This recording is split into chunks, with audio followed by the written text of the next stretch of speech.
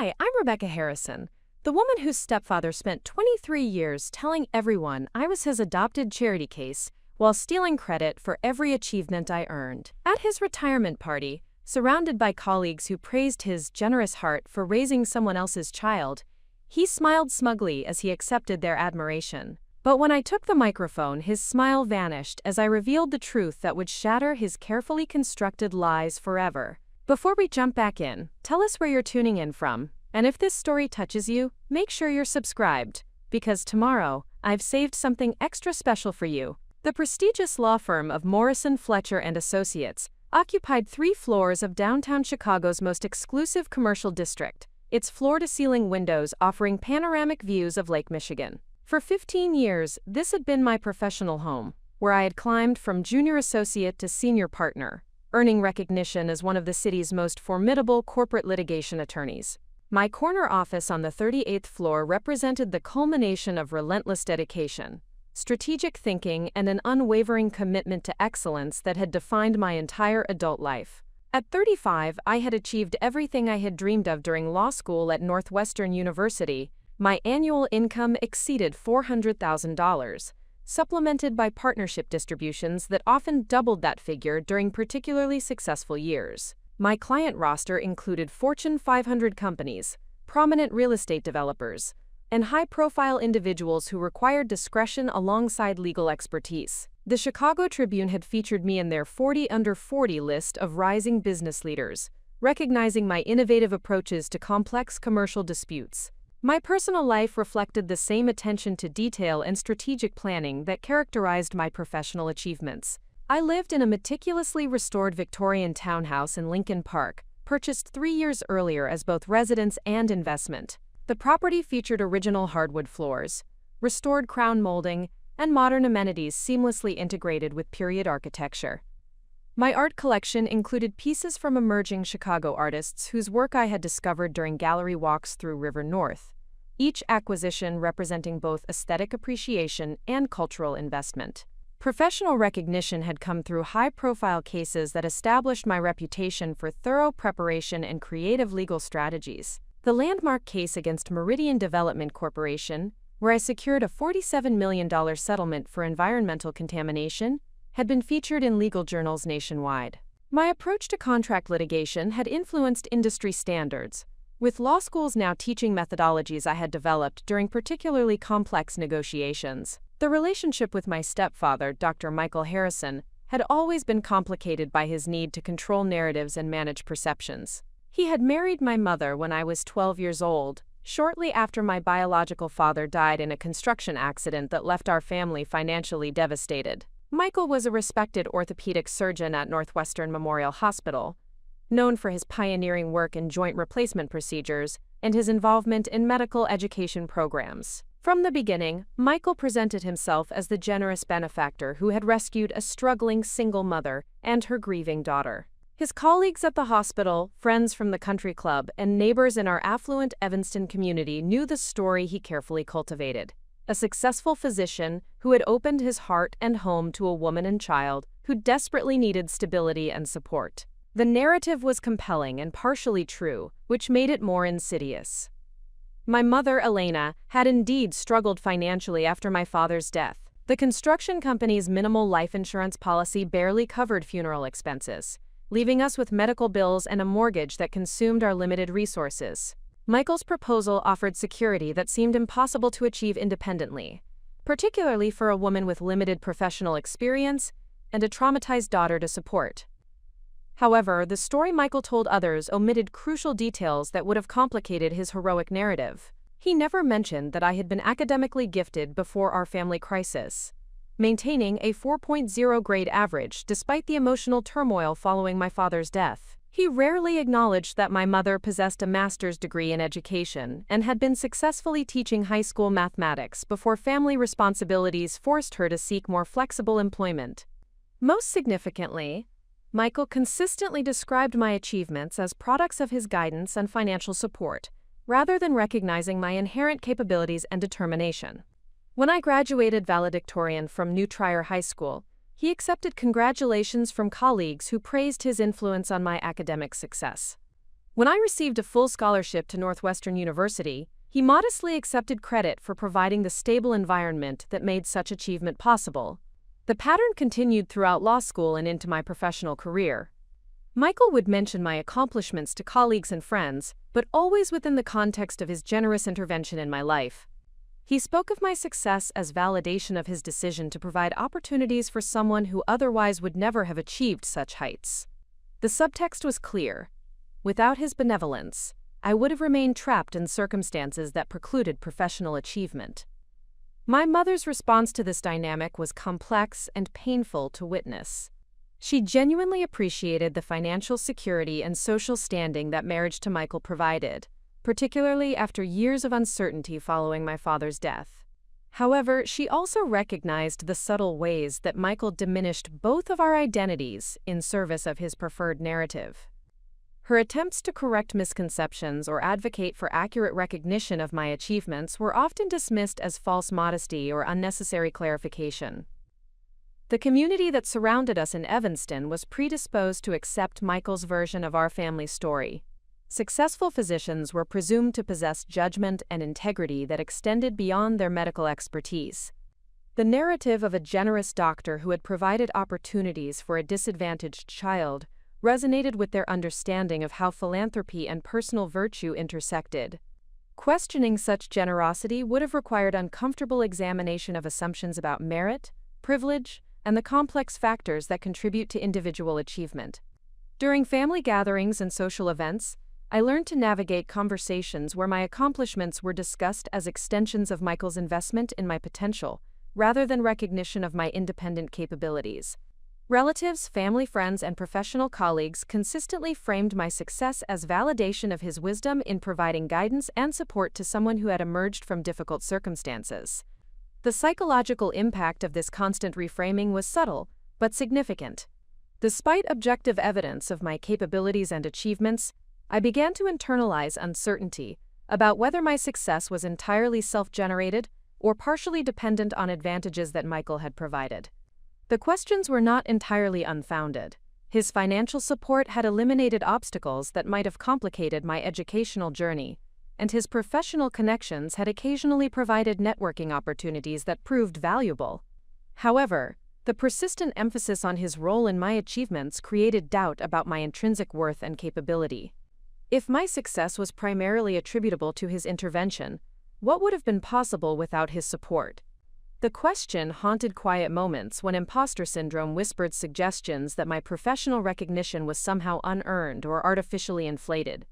My relationship with Michael was further complicated by his genuine pride in my achievements, even as he claimed credit for making them possible. He attended every graduation ceremony, celebrated professional milestones, and expressed authentic enthusiasm for my career progression. His support was real and valuable, making it difficult to resent the narrative implications that accompanied his generosity. The law firm where I practiced provided professional validation that existed independently of family dynamics. My colleagues evaluated my work based on results rather than personal history, creating an environment where capabilities were measured through objective criteria. Client satisfaction, case outcomes, and peer recognition provided evidence of professional competence that could not be attributed to external factors or personal relationships. Nevertheless, the intersection between personal and professional life meant that family narratives occasionally influenced workplace perceptions. Partners at the firm knew Michael through various professional and social connections, and his version of our family story sometimes colored their understanding of my background and motivation. Comments about my remarkable transformation, or praise for overcoming challenging circumstances, reflected assumptions that were not entirely accurate, but had become accepted truth through repetition. The tension between authentic identity and imposed narrative became particularly acute during major professional achievements. When I was promoted to senior partner, the celebration dinner included colleagues who expressed admiration for how far I had traveled from my original circumstances. Their kindness was genuine, but their understanding was based on incomplete information that I felt unable to correct without appearing ungrateful or creating family conflict. My mother's declining health added complexity to an already challenging dynamic. Elena had developed early-onset dementia, requiring increasing levels of care that Michael provided with genuine compassion and dedication. His commitment to her welfare was admirable and complicated any consideration of challenging the family narratives that had become entrenched over decades of repetition. The medical community respected Michael's professional expertise and personal character, viewing his care for my mother as additional evidence of his fundamental decency. Colleagues at Northwestern Memorial Hospital consistently praised his dedication to family alongside his contributions to orthopedic surgery. Questioning his integrity or honesty seemed not only futile but potentially harmful to relationships that provided my mother with excellent medical care. Professional recognition continued to accumulate despite these underlying tensions. The American Bar Association selected me for their Rising Stars program, acknowledging innovative approaches to complex litigation that had influenced legal practice throughout the Midwest. Speaking engagements at law schools and bar association conferences provided platforms for sharing expertise with colleagues nationwide, establishing a reputation that extended beyond Chicago's legal community. The financial rewards of professional success enabled personal independence that reduced reliance on family support while maintaining relationships that remained emotionally important.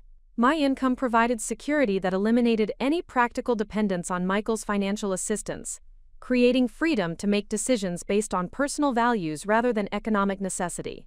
However, financial independence did not resolve the psychological impact of living within narratives that consistently minimized my agency and capabilities. The disconnect between professional recognition from colleagues who evaluated my work objectively and family dynamics that emphasized external factors in my achievement created ongoing internal tension that influenced self-perception and confidence. The Victorian townhouse in Lincoln Park represented more than real estate investment.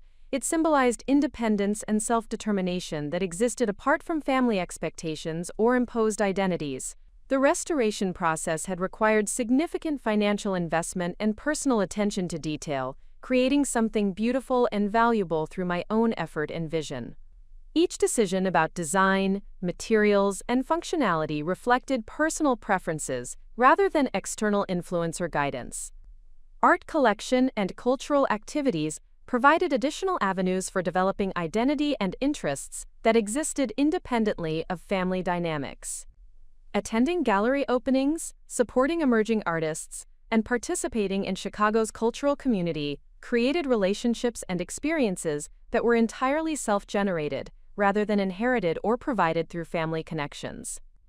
The contrast between public perception and private reality became increasingly difficult to maintain as professional recognition grew alongside community involvement. Media coverage of legal victories and professional achievements occasionally included background information that reflected Michael's preferred narrative rather than complete truth. Correcting these misrepresentations seemed petty and ungrateful, yet allowing them to persist perpetuated inaccuracies that shaped how others understood my story. Client relationships provided the most authentic professional interactions, since legal representation required focus on current capabilities rather than personal history. Corporate executives and business leaders who retained my services evaluated performance based on results achieved rather than circumstances overcome. These relationships provided evidence of professional competence that could not be attributed to external factors or charitable intervention. The approach to client service emphasized thorough preparation, creative problem-solving, and aggressive advocacy that reflected personal work ethic rather than inherited advantages. Building a practice based on reputation for excellence created professional identity that existed independently of family narratives, while generating financial resources that ensured continued independence. Success in high-stakes litigation required confidence and strategic thinking that could not be manufactured or provided by others. The ability to analyze complex legal issues, develop innovative arguments, and advocate effectively for client interests demonstrated capabilities that were inherently personal rather than externally granted.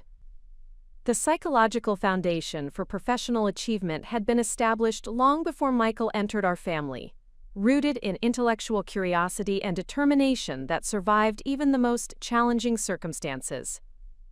Academic excellence during the difficult period following my father's death provided evidence of resilience and capability that predated any external support or intervention. Preparing and narrating this story took us a lot of time, so if you are enjoying it, subscribe to our channel, it means a lot to us. Now back to the story. Understanding this distinction became crucial for maintaining authentic self-perception, despite persistent narratives that attributed success to factors beyond personal control. The recognition that core capabilities and character traits had emerged independently of external influence provided foundation for confidence that could not be undermined by others, interpretations, or credit claiming.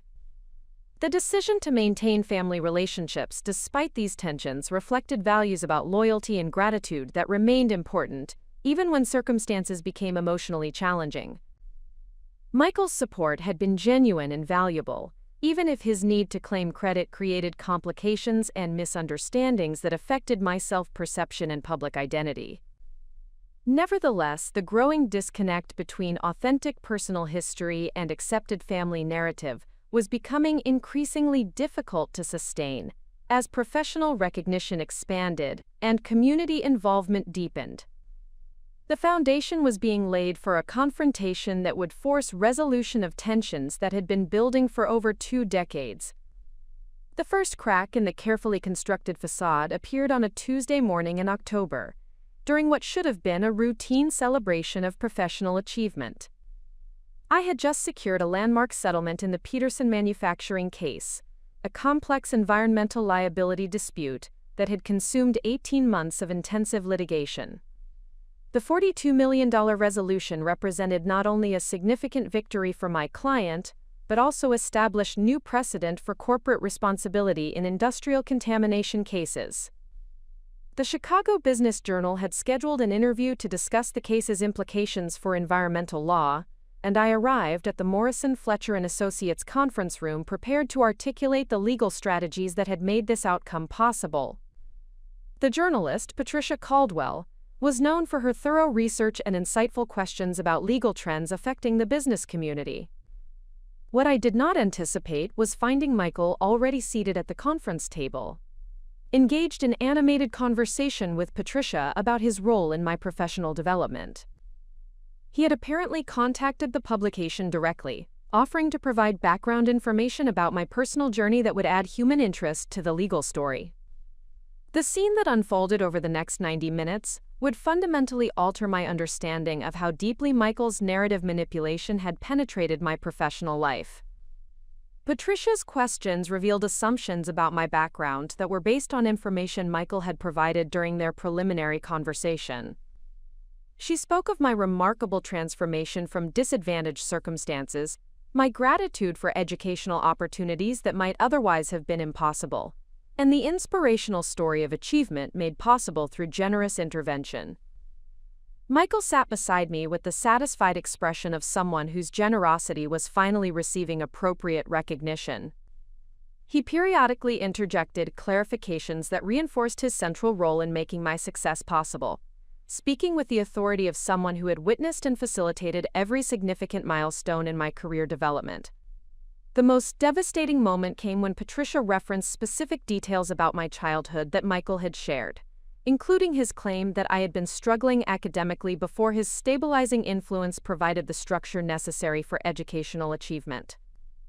The assertion was demonstrably false, contradicted by report cards and teacher evaluations that documented consistent academic excellence throughout my elementary and middle school years. However, challenging these misrepresentations during a recorded interview would have created public conflict with the man who remained married to my increasingly fragile mother. The situation required navigating between professional integrity and family loyalty, while maintaining composure appropriate for media representation. Michael's version of events included subtle but significant distortions that reframed my agency and capabilities in ways that emphasized his intervention rather than my inherent abilities. He spoke of providing guidance that helped me develop study habits, offering connections that facilitated law school admission, and creating stability that enabled focus on academic pursuits.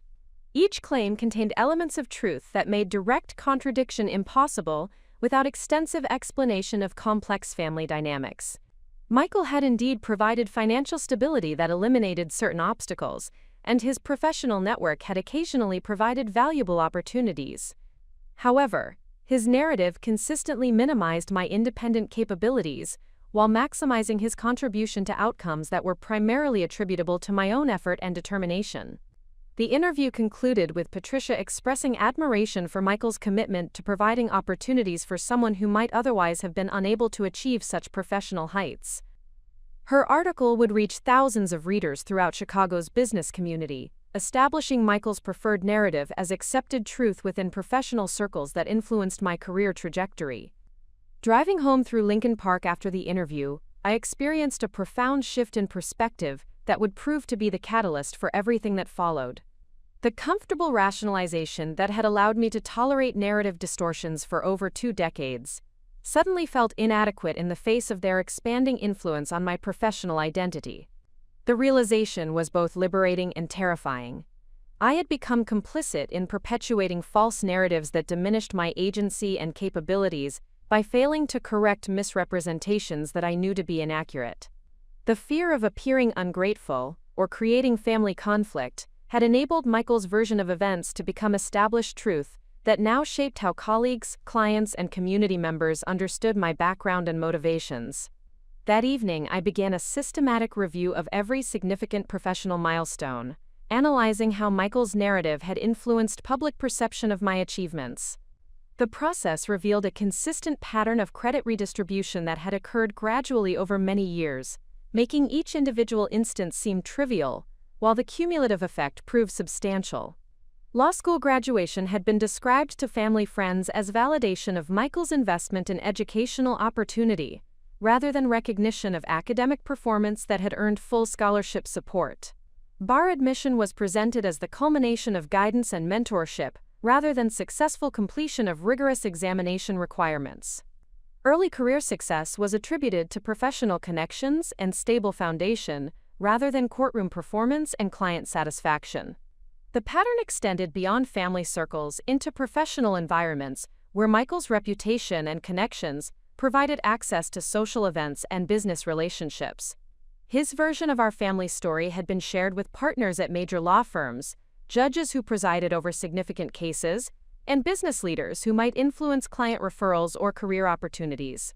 Understanding the scope of this narrative manipulation required confronting uncomfortable questions about my own role in perpetuating misconceptions. How many times had I remained silent when colleagues praised Michael's generosity rather than correcting inaccurate assumptions about my background?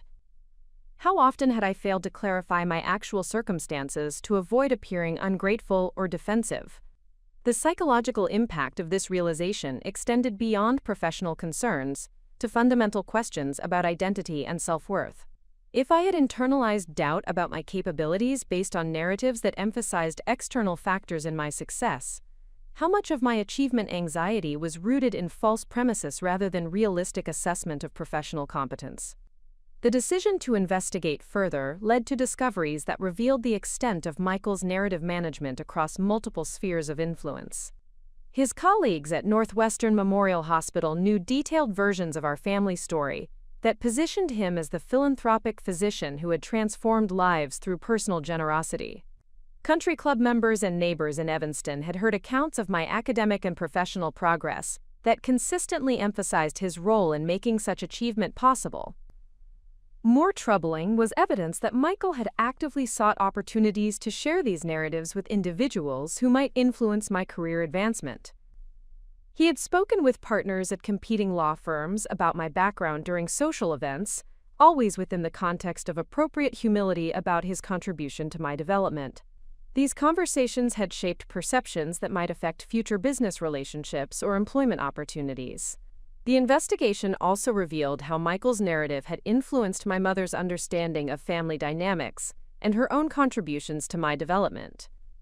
Elena's memories of my childhood academic performance had been gradually revised through years of Michael's storytelling, leading her to accept versions of events that minimized her own role while maximizing his intervention. Medical records and school documentation provided objective evidence that contradicted key elements of Michael's preferred narrative. Academic performance had been consistently excellent throughout my childhood, including periods of significant family stress following my father's death. Psychological evaluations completed during the most difficult transition periods had noted resilience and determination that suggested strong coping mechanisms rather than dysfunction requiring external intervention. The contrast between documented evidence and accepted family narrative raised questions about Michael's motivations for creating and maintaining these distortions. His need to claim credit for my achievements suggested psychological patterns that extended beyond normal parental pride to something more complex and potentially problematic. Professional consultation with colleagues who specialized in family psychology provided insight into dynamics that I had been too close to recognize independently. The pattern of credit claiming combined with narrative manipulation suggested personality traits that prioritized external validation and control over authentic relationship building. Understanding these dynamics from psychological perspective helped explain why direct confrontation had always felt futile when attempting to correct Michael's misrepresentations. His investment in these narratives was too fundamental to his self-concept to be modified through rational discussion or evidence presentation. The knowledge that my mother's declining cognitive function made her increasingly vulnerable to manipulation added urgency to decisions about how to address these issues. Elena's ability to advocate for herself or challenge inaccurate narratives was diminishing, leaving her dependent on Michael's version of events and his interpretation of family history. Client relationships provided perspective on professional competence that existed independently of family narratives. Corporate executives and business leaders who retained my services evaluated performance based on results achieved rather than personal background or circumstances overcome. Their confidence in my capabilities was based on direct experience rather than external interpretation. The contrast between client relationships and family dynamics highlighted the artificial nature of doubt that had been cultivated through years of narrative manipulation. Professional confidence that emerged through successful case resolution and client satisfaction provided evidence of authentic competence that could not be attributed to external factors. However, the expansion of Michael's narrative beyond family circles into professional environments meant that addressing these distortions required strategic planning rather than simple confrontation. Correcting misconceptions that had become established truth within business and legal communities would require careful consideration of timing, approach, and potential consequences. The upcoming celebration of Michael's retirement from Northwestern Memorial Hospital represented both opportunity and risk for addressing these issues. The event would bring together colleagues, family members, and community leaders who had been influenced by his narratives over decades of relationship building. His retirement speech would likely include references to family achievements that demonstrated his positive influence on others.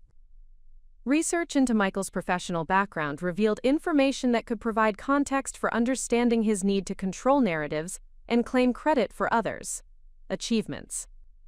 His medical career had been successful but not exceptional, characterized by competent practice rather than innovative contributions or significant recognition within the orthopedic surgery community. The contrast between his actual professional accomplishments and his self-presentation suggested insecurity that might explain his need to supplement personal achievement with claimed credit for family members' success.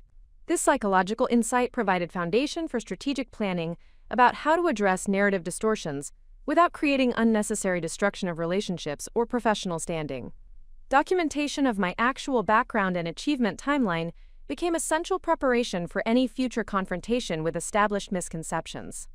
Academic records, professional evaluations, and client testimonials provided objective evidence that could support accurate narrative representation if circumstances required clarification of misrepresentations.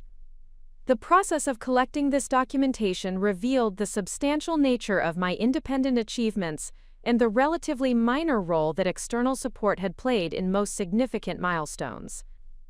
While Michael's financial assistance had eliminated certain obstacles, the evidence demonstrated that academic performance, professional competence, and career advancement were primarily attributable to personal effort and capability.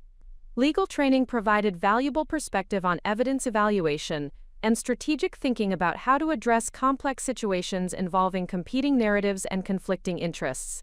The approach to family dynamics could benefit from the same analytical framework that proved effective in professional dispute resolution. The decision to take action required balancing multiple considerations, including family relationships, professional standing, and personal integrity. Continuing to tolerate narrative distortions would perpetuate misconceptions that influenced how others understood my background and capabilities. However, dramatic confrontation could damage relationships with family members and colleagues who had accepted Michael's version of events without malicious intent. The retirement party would provide a unique opportunity to address these issues in a context where correction of misrepresentations might seem natural rather than vindictive. Michael's public recognition would likely include references to family achievements that demonstrated his positive influence, creating openings for clarification that served truth rather than personal vendetta. Strategic planning for this opportunity required careful consideration of objectives, methods, and potential outcomes. The goal was not destruction of Michael's reputation, but rather establishment of accurate understanding about family dynamics and individual achievements. Success would be measured by progress toward truth, rather than revenge against someone whose motivations, while problematic, might not have been deliberately malicious. The catalyst moment had transformed tolerable family tensions into urgent need for resolution that served both personal integrity and broader commitment to authentic relationship building. The retirement party was approaching rapidly, and preparation for this opportunity would require careful planning and emotional preparation for consequences that could not be fully predicted or controlled. The weeks following the Chicago Business Journal interview were consumed by increasingly desperate attempts to manage the expanding influence of Michael's narrative without creating direct confrontation that could damage family relationships or professional standing. My initial strategy focused on subtle correction of misperceptions through careful conversation management during social and professional interactions, believing that gradual clarification would prove more effective than dramatic revelation. The first test of this approach occurred during the annual Chicago Bar Association Gala, where I encountered Judge Margaret Thornfield, who presided over several high-profile cases in which I had appeared. Her opening comment revealed how thoroughly Michael's version of our family story had penetrated legal circles that directly influenced my professional opportunities. "Rebecca, I was just speaking with your stepfather at the Northwestern Medical Foundation dinner last week," Judge Thornfield said with genuine warmth. "What an inspiring story he shared about your journey, from such challenging circumstances. His guidance clearly made all the difference in helping you develop the discipline necessary for legal excellence." The comment created an immediate dilemma that would define similar interactions over the following months. Directly contradicting her understanding would require explaining complex family dynamics in a social setting, while potentially embarrassing someone whose goodwill was essential for professional success.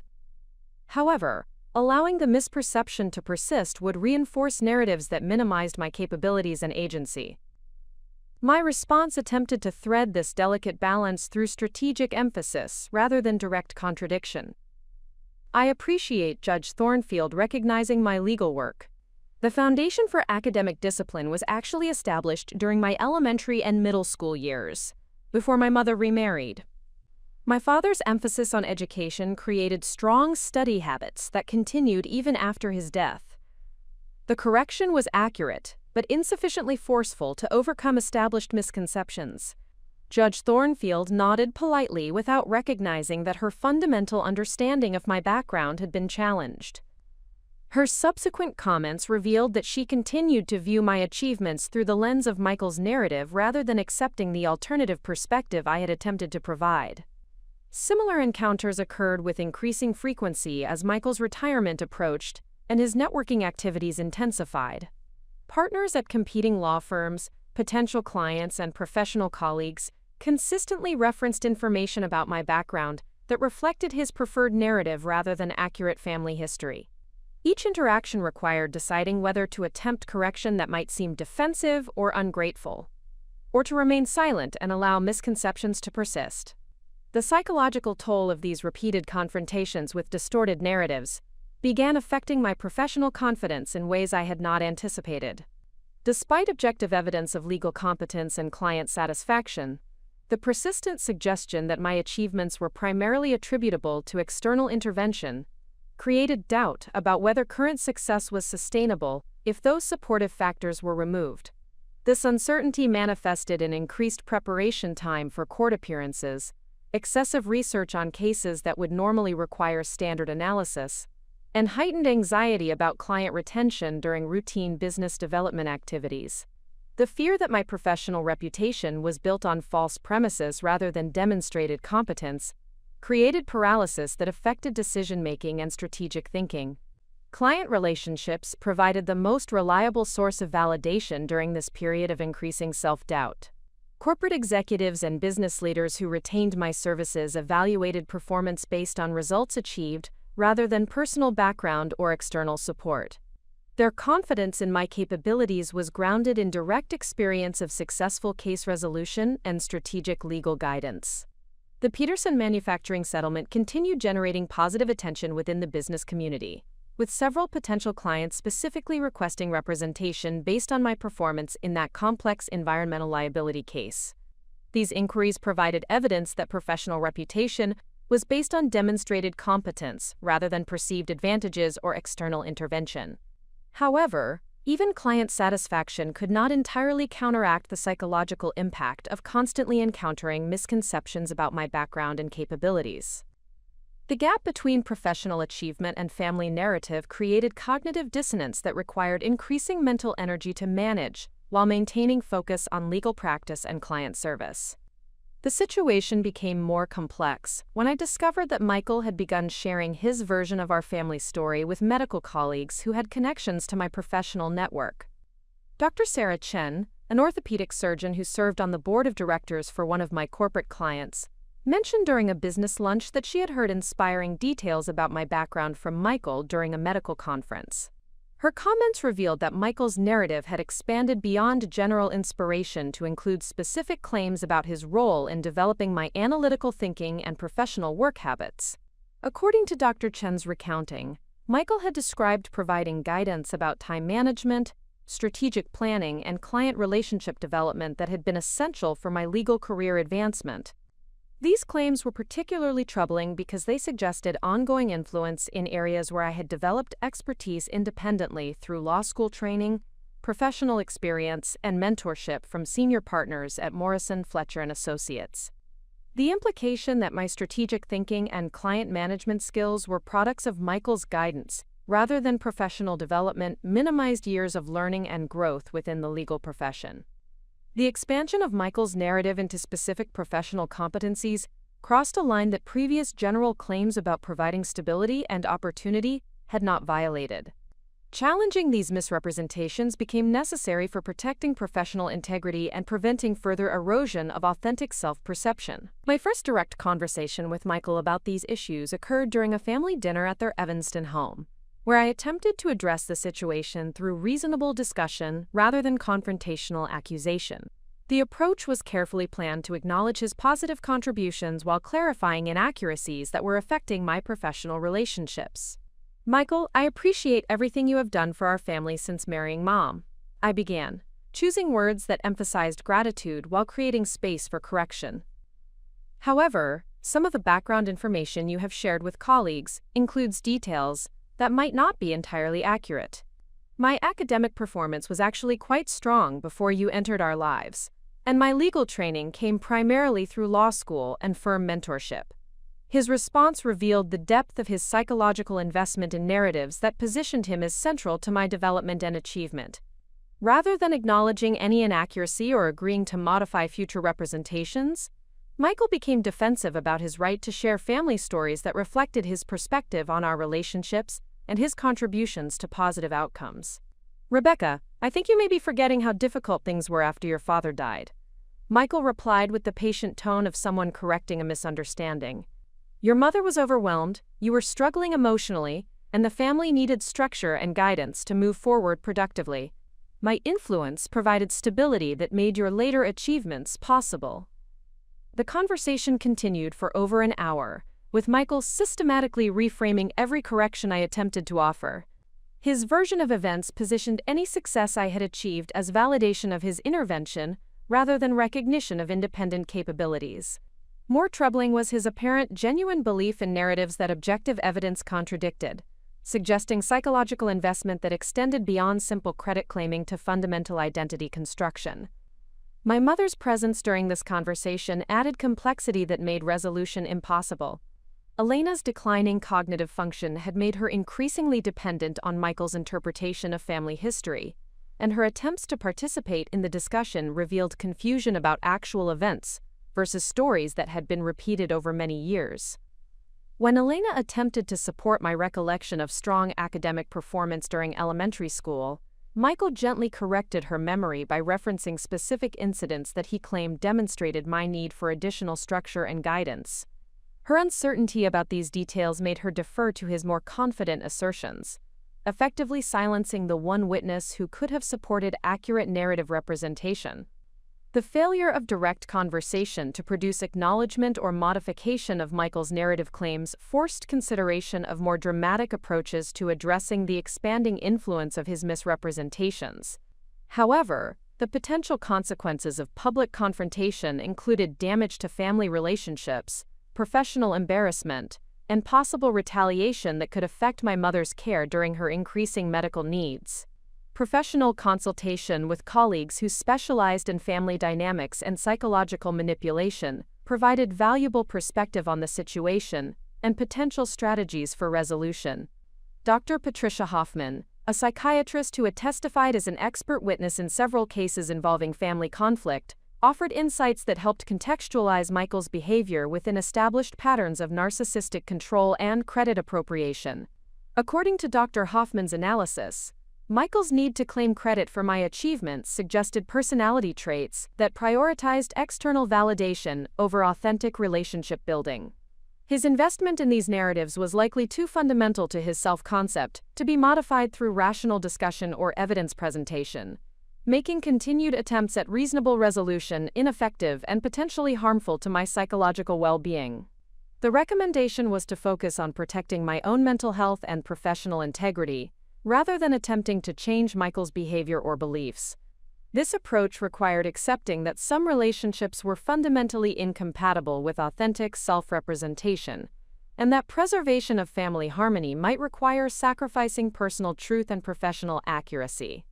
However, the expanding influence of Michael's narrative beyond family circles into professional environments where accuracy affected career opportunities and client relationships made passive acceptance increasingly untenable. The situation required strategic action that addressed misrepresentations while minimizing unnecessary destruction of relationships or professional standing. Research into Michael's upcoming retirement celebration revealed an opportunity to address these issues in a context where clarification might seem natural rather than vindictive. The event would bring together colleagues, family members, and community leaders who had been influenced by his narratives over decades of relationship building, creating a unique platform for establishing accurate understanding of family dynamics and individual achievements. The retirement party planning process provided additional insight into the scope of Michael's narrative management and the extent to which his version of our family story had shaped community perceptions. Colleagues organizing the celebration had specifically requested that I prepare remarks about how his mentorship had influenced my career development, demonstrating their assumption that his guidance had been central to my professional success. The invitation to speak at his retirement party created both opportunity and obligation to address the fundamental misrepresentations that had shaped how others understood my background and capabilities. Refusing to participate would appear ungrateful and potentially damage relationships with medical professionals who influenced my business network, while participating without correction would reinforce false narratives that minimized my agency and achievements. Preparation for this speech required careful balance between honoring legitimate contributions that Michael had made to our family while correcting inaccuracies that affected professional relationships and personal identity. The goal was establishing truth rather than seeking revenge, with success measured by progress toward authentic understanding rather than destruction of Michael's reputation or relationships. Legal training provided valuable framework for approaching this challenge through systematic evidence gathering and strategic presentation of facts rather than emotional accusation or personal attack. The retirement party would provide opportunity to present alternative narrative that was supported by documentation and witnesses, while maintaining respect for family relationships and professional connections. The decision to proceed with public correction of Michael's narrative represented acknowledgement that passive resistance and private conversation had proven insufficient for addressing the expanding influence of his misrepresentations. The situation required courage to prioritize truth over comfort, even when the consequences could not be fully predicted or controlled. Investigation into Michael's actual professional background revealed information that provided context for understanding his need to supplement personal achievement with claimed credit for family members' success. His medical career had been competent but unremarkable, characterized by solid clinical practice rather than innovative contributions or significant recognition within the orthopedic surgery community. This background helped explain the psychological motivation for narrative construction that positioned him as instrumental in creating exceptional outcomes through his guidance and support. The retirement celebration would likely include colleagues praising his professional contributions while acknowledging his family achievements, creating expectations that would need to be managed carefully during any correction of established misconceptions. The approaching retirement party represented the culmination of over 2 decades of narrative distortion and the final opportunity to establish accurate understanding of family dynamics and individual achievements.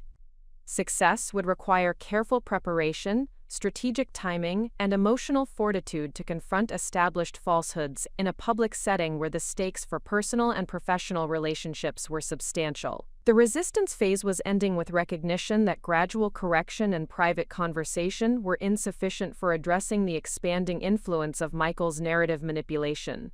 The time for direct action was approaching, and preparation for this confrontation would determine whether truth could be established without unnecessary destruction of relationships or professional standing. The moment that shattered my remaining resistance occurred 3 weeks before Michael's retirement celebration, during what should have been a routine partners meeting at Morrison, Fletcher & Associates. The quarterly review was proceeding normally until managing partner Jonathan Morrison raised an unexpected topic that would fundamentally alter my approach to addressing the narrative distortions that had been undermining my professional identity. "Rebecca, we have received an interesting opportunity that I wanted to discuss with you personally," Jonathan began, his tone carrying the gravity reserved for significant firm developments. "The American Bar Association has nominated you for their Distinguished Legal Achievement Award, recognizing your innovative approaches to environmental litigation and your remarkable personal journey, from disadvantaged circumstances to professional excellence." The recognition represented the pinnacle of legal profession acknowledgement, an honor bestowed upon fewer than 20 attorneys nationally each year. The nomination validated my professional competence, while creating a platform for sharing expertise with colleagues throughout the country. Under normal circumstances, the opportunity would have represented unqualified celebration of career achievement and personal growth. However, the reference to my remarkable personal journey from disadvantaged circumstances revealed that the nomination was based partially on information that reflected Michael's preferred narrative, rather than accurate family history.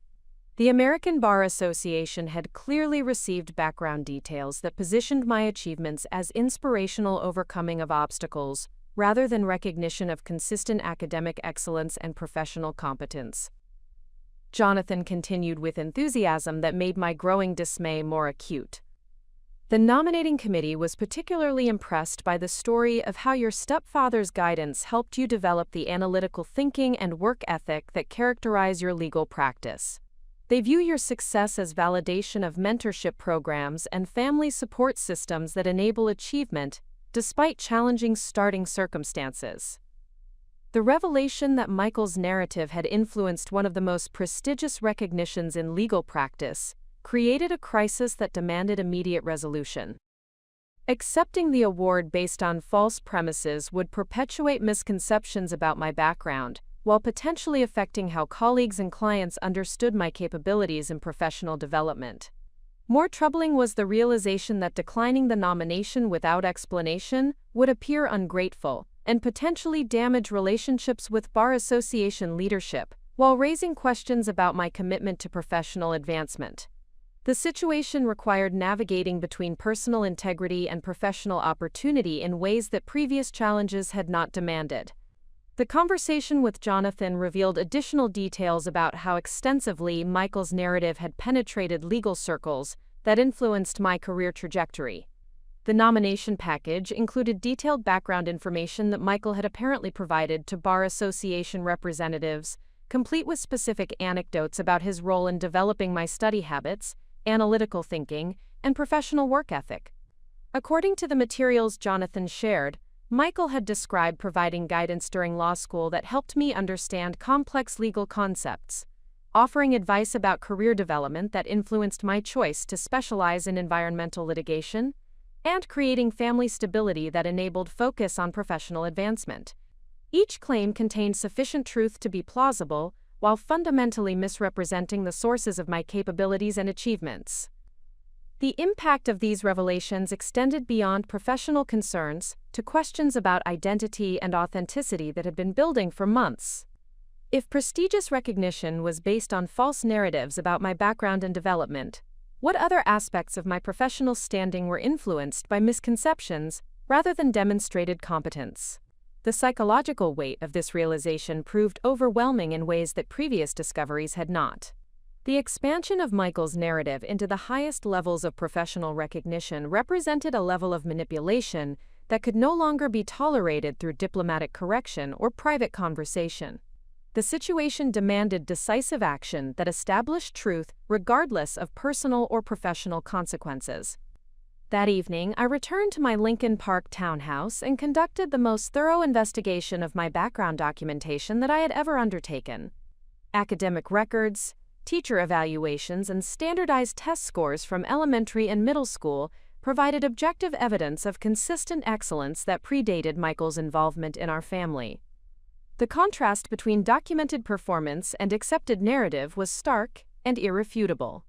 Legal training had taught me the importance of comprehensive evidence gathering before presenting arguments, and the retirement party represented an opportunity to present alternative narratives supported by documentation rather than emotion or accusation. The speech I would be expected to deliver provided a platform for establishing accurate understanding of family dynamics and individual achievements. The decision to pursue public correction of Michael's narrative required accepting potential consequences that included damage to family relationships, professional embarrassment, and possible retaliation that could affect my mother's care during her declining health. However, the expansion of false narratives into professional recognition that influenced career opportunities made continued silence impossible. Preparation for this confrontation required strategic planning that balanced truth-telling with respect for legitimate relationships and professional connections. The goal was establishing accurate understanding rather than seeking revenge, with success measured by progress toward authentic representation rather than destruction of Michael's reputation or standing. The documentation process revealed the systematic nature of Michael's narrative construction and the extent to which his version of our family story had been refined and expanded over many years of repetition. Medical colleagues, country club members, neighbors, and family friends had all received variations of the same basic story that positioned him as the generous benefactor who had transformed lives through personal intervention and guidance. More concerning was evidence that Michael's narrative had been actively promoted rather than passively shared during casual conversation. He had apparently sought opportunities to discuss my background and achievements with individuals who might influence my professional advancement, always within the context of appropriate humility about his contributions, while ensuring that his central role was clearly established. The investigation also revealed how Michael's storytelling had affected my mother's understanding of family history and her own contributions to my development. Elena's memories had been gradually revised through years of Michael's narrative reinforcement, leading her to accept versions of events that minimized her role while maximizing his intervention and guidance. Medical records from the period following my father's death provided objective evidence about our family's actual circumstances and my emotional and academic resilience during that difficult transition. Psychological evaluations completed by school counselors had noted strong coping mechanisms and determination that suggested inherent capabilities rather than dysfunction requiring external intervention. The contrast between documented evidence and accepted family narrative provided foundation for understanding how extensively reality had been revised to serve Michael's psychological needs for recognition and control. His investment in these narratives appeared to be fundamental to his self-concept rather than casual credit claiming, making rational discussion or gradual correction ineffective. Professional consultation with colleagues who specialized in family psychology confirmed that Michael's behavior patterns suggested personality traits that prioritized external validation over authentic relationship building. His need to claim credit for my achievements was likely driven by insecurity about his own accomplishments rather than genuine belief in his central role in my development. The knowledge that my mother's declining cognitive function made her increasingly vulnerable to manipulation added urgency to decisions about addressing these issues. Elena's ability to advocate for herself or challenge inaccurate narratives was diminishing, leaving her dependent on Michael's version of events and his interpretation of family history. Client relationships continued to provide validation of professional competence that existed independently of family narratives. Corporate executives and business leaders who retained my services evaluated performance based on results achieved, rather than personal background or external support. Their confidence in my capabilities was grounded in direct experience rather than interpreted family history. The Peterson manufacturing settlement had generated additional business opportunities that demonstrated market recognition of legal expertise, independent of personal circumstances or background narratives. Potential clients specifically requested representation based on my performance in complex environmental litigation, providing evidence that professional reputation was based on demonstrated competence. However, the discovery that the American Bar Association nomination was influenced by Michael's narrative created concerns about how extensively these misconceptions had penetrated professional recognition systems. If prestigious awards were based partially on false premises about my background and development, other opportunities might be similarly affected by narrative distortions. The approaching retirement celebration represented the convergence of professional recognition, family relationships, and community standing in ways that made continued tolerance of narrative distortions impossible. Michael's colleagues would expect acknowledgement of his positive influence on family members, creating expectations that would need to be managed during any correction of established misconceptions. Research into the retirement party guest list revealed the scope of relationships that had been influenced by Michael's narrative over decades of professional and social networking. Attendees would include medical colleagues who had heard inspiring details about my background, family friends who accepted his version of our family history, and community leaders who viewed him as an exemplary combination of professional success and personal generosity. The speech I was expected to deliver would be heard by individuals whose understanding of my background was based on information Michael had provided over many years of relationship building. Correcting these misconceptions required careful balance between honoring legitimate contributions and establishing accurate representation of family dynamics and individual achievements. Legal training provided framework for approaching this challenge through systematic presentation of evidence rather than emotional accusation or personal attack. The retirement party would offer opportunity to present alternative narratives supported by documentation while maintaining respect for professional relationships and family connections. The decision to proceed with public correction represented acknowledgement that diplomatic approaches had proven insufficient for addressing the expanding influence of Michael's narrative manipulation. The situation required courage to prioritize truth over comfort, professional integrity over family harmony, and authentic self-representation over convenient misconceptions. Preparation for the retirement party's speech required careful construction of remarks that would establish accurate understanding without unnecessarily damaging relationships or professional standing. The approach needed to be respectful but firm, corrective but not vindictive, truthful but not destructive, of legitimate family bonds or professional connections. The documentation gathered during investigation would provide foundation for specific corrections of inaccurate claims, while avoiding general accusations that could be dismissed as ungrateful or defensive. Each assertion would be supported by objective evidence rather than subjective interpretation, making denial or rebuttal more difficult for those invested in existing narratives. The psychological preparation for this confrontation required accepting that some relationships might be fundamentally altered by truth-telling, that challenged established beliefs and comfortable assumptions. Family dynamics, professional connections, and community standing could all be affected by revelation of narrative distortions that had shaped perceptions for over 2 decades. However, the expansion of false narratives into professional recognition systems made continued silence more damaging than potential consequences of truth-telling. The American Bar Association nomination represented a threshold that could not be crossed without compromising personal integrity and authentic self-representation in ways that would affect future professional development and personal satisfaction. The breaking point had been reached through accumulation of evidence that Michael's narrative manipulation was systematic, expanding, and increasingly influential in professional circles that determined career opportunities and recognition. The retirement party would provide the platform for establishing truth that diplomatic correction had failed to achieve. The decision to take decisive action represented acceptance that some conflicts cannot be resolved through compromise or gradual adjustment, but require direct confrontation with established power structures and comfortable assumptions. The courage to proceed came from recognition that authentic self-representation was worth potential consequences that included professional risk and family disruption.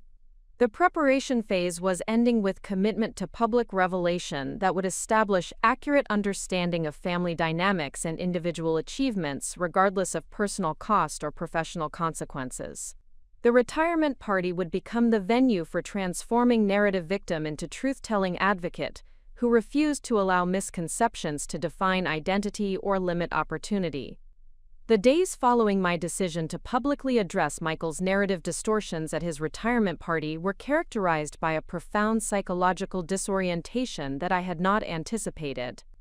Having committed to a course of action that would fundamentally alter family relationships and potentially affect professional standing, I found myself existing in a liminal space between the comfortable fiction I had tolerated for decades and the uncertain reality that would emerge from truth-telling.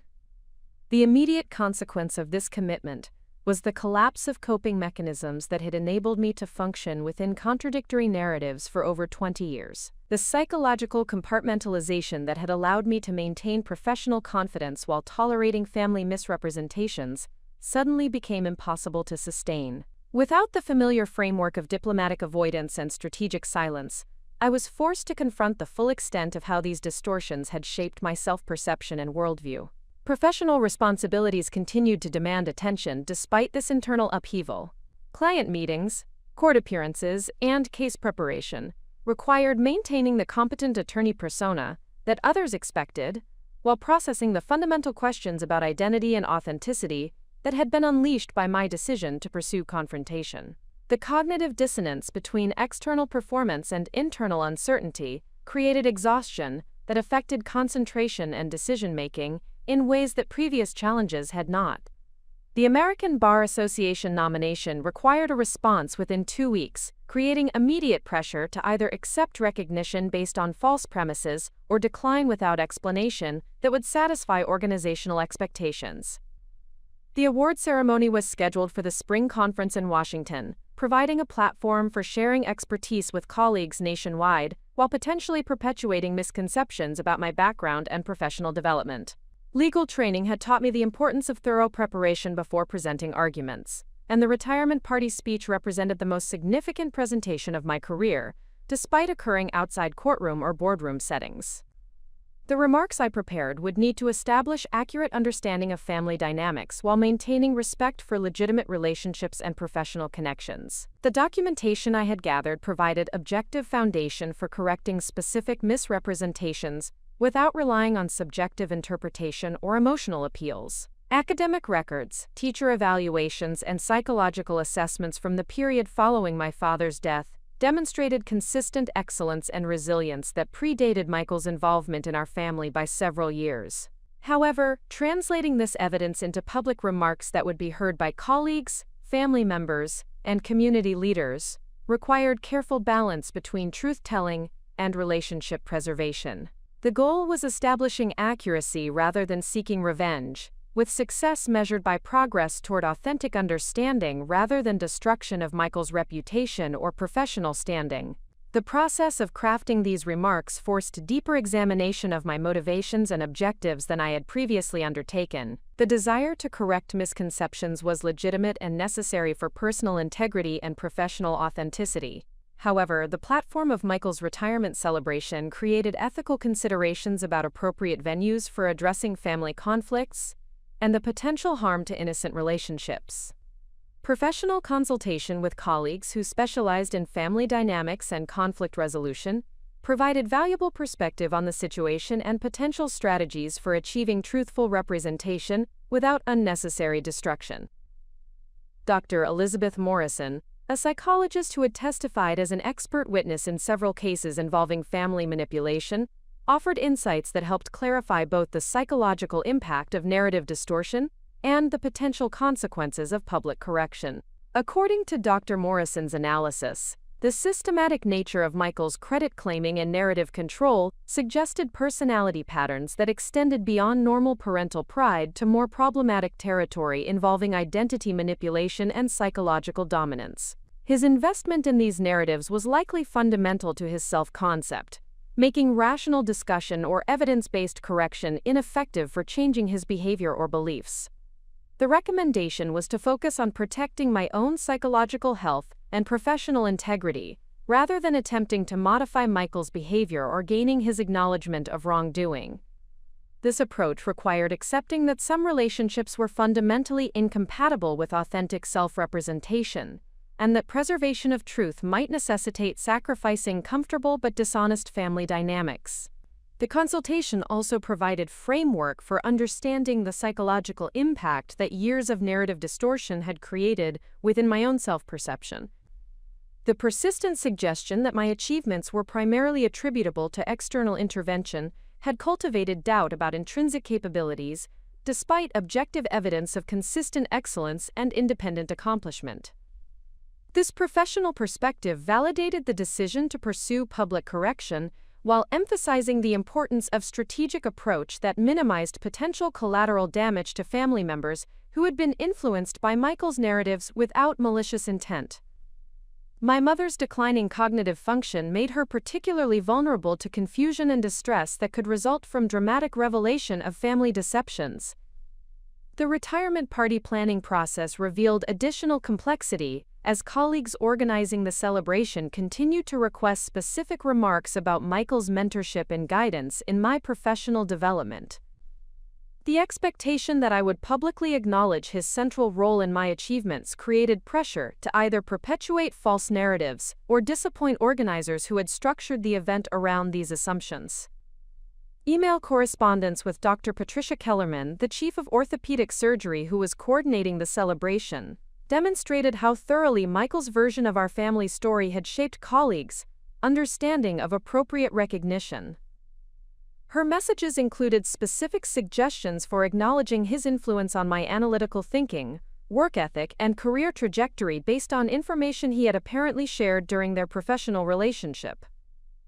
The content of these communications revealed that Michael had not merely shared general inspiration about providing opportunities for disadvantaged family members, but had claimed specific credit for developing professional capabilities that were central to my legal practice. According to Dr. Kellerman's understanding, Michael had described providing guidance about time management, strategic thinking, and client relationship development that had been essential for my career advancement. These claims crossed the line from general credit claiming into specific professional territory, where accuracy was essential for maintaining authentic self-representation and protecting career integrity. The retirement party speech would need to address these particular misrepresentations, while acknowledging legitimate contributions that Michael had made to family stability and security. The investigation into Michael's actual professional background provided additional context for understanding his psychological need to supplement personal achievement with claimed credit for family members' success. Medical school records and residency evaluations revealed competent but unremarkable performance that had led to solid clinical practice rather than innovative contributions or significant recognition within the orthopedic surgery community. Professional publications and conference presentations during his 30-year career were limited in scope and impact, suggesting that his reputation was based primarily on clinical competence and patient care rather than research contributions or medical innovation. The contrast between his actual accomplishments and his self-presentation in family narratives suggested insecurity that might explain his need to claim credit for achievements beyond his direct professional sphere. This psychological insight provided foundation for approaching the retirement party speech with compassion rather than vindictiveness, while maintaining commitment to truth-telling that served both personal integrity and broader principles about authentic representation. Michael's behavior patterns appeared to be driven by psychological needs rather than malicious intent, making the correction process about establishing accuracy rather than punishment. The preparation of supporting documentation required careful organization to ensure that evidence could be presented effectively during public remarks, without overwhelming listeners with excessive detail or creating defensive responses that would undermine the corrective message. Academic transcripts, teacher evaluations, and standardized test scores would be referenced rather than read extensively, providing foundation for assertions without dominating the presentation. Client testimonials and professional evaluations from law firm colleagues offered additional evidence of capabilities that were developed independently of family influence through education, training, and practical experience. These materials demonstrated that legal expertise and professional competence were products of sustained effort and learning rather than external guidance or intervention. The American Bar Association nomination materials provided ironic validation of professional achievement while revealing how extensively Michael's narrative had penetrated recognition systems that influenced career advancement. The decision to decline the award pending correction of background information represented sacrifice of immediate recognition in service of longer-term authenticity and integrity. Correspondence with Bar Association leadership explaining my decision to postpone acceptance pending clarification of biographical details created opportunity to establish accurate representation within professional recognition systems. The approach emphasized commitment to truthful representation rather than rejection of acknowledgement, preserving relationships while correcting misconceptions. Family relationships required the most delicate navigation during this preparation period. My mother's declining cognitive function made explanations about narrative corrections increasingly difficult, while her emotional attachment to Michael created vulnerability to distress if family conflicts became public or dramatic. The approach to the retirement party speech would need to minimize confusion or upset for someone whose health was already compromised. Extended family members and longtime family friends had heard versions of Michael's narrative for over 2 decades, creating expectations about my public acknowledgement of his influence that would be disappointed by accurate representation. These relationships would require individual attention following the retirement party to explain the corrective process and maintain connections that remained valuable despite narrative misconceptions.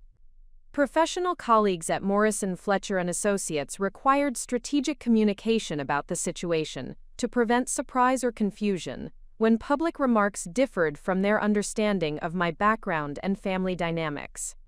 Managing partner Jonathan Morrison's support would be essential for maintaining firm relationships, while navigating the potential fallout from family conflict that intersected with professional recognition. The timeline for preparation was compressed by the approaching retirement celebration, requiring intensive focus on speech construction, documentation organization, and relationship management within a 3-week period. Each element of the corrective process needed careful coordination to maximize effectiveness while minimizing unintended consequences for innocent parties.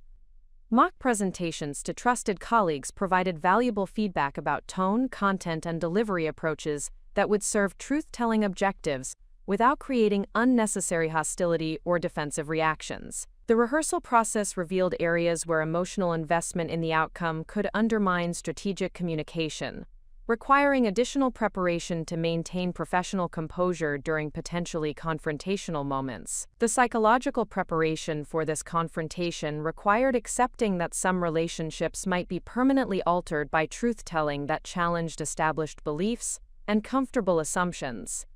Family dynamics, professional connections, and community standing could all be affected by revelation of narrative distortions that had shaped perceptions for over 2 decades.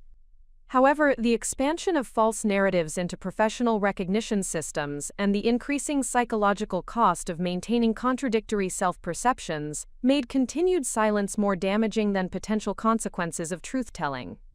The retirement party represented an opportunity to establish authentic foundation for future relationships and professional development. The void period was concluding with comprehensive preparation for public truth-telling that would transform narrative victim into authentic self-advocate regardless of personal cost or professional risk. The retirement party would become the venue for reclaiming identity and establishing accurate understanding of individual achievements and family dynamics. The strategic preparation for addressing Michael's narrative distortions required establishing a network of professional and personal allies who could provide credible support for the corrective process I was planning to undertake at his retirement celebration. The magnitude of challenging established misconceptions that had influenced professional recognition and community relationships demanded more than individual testimony, regardless of how thoroughly documented my evidence might be.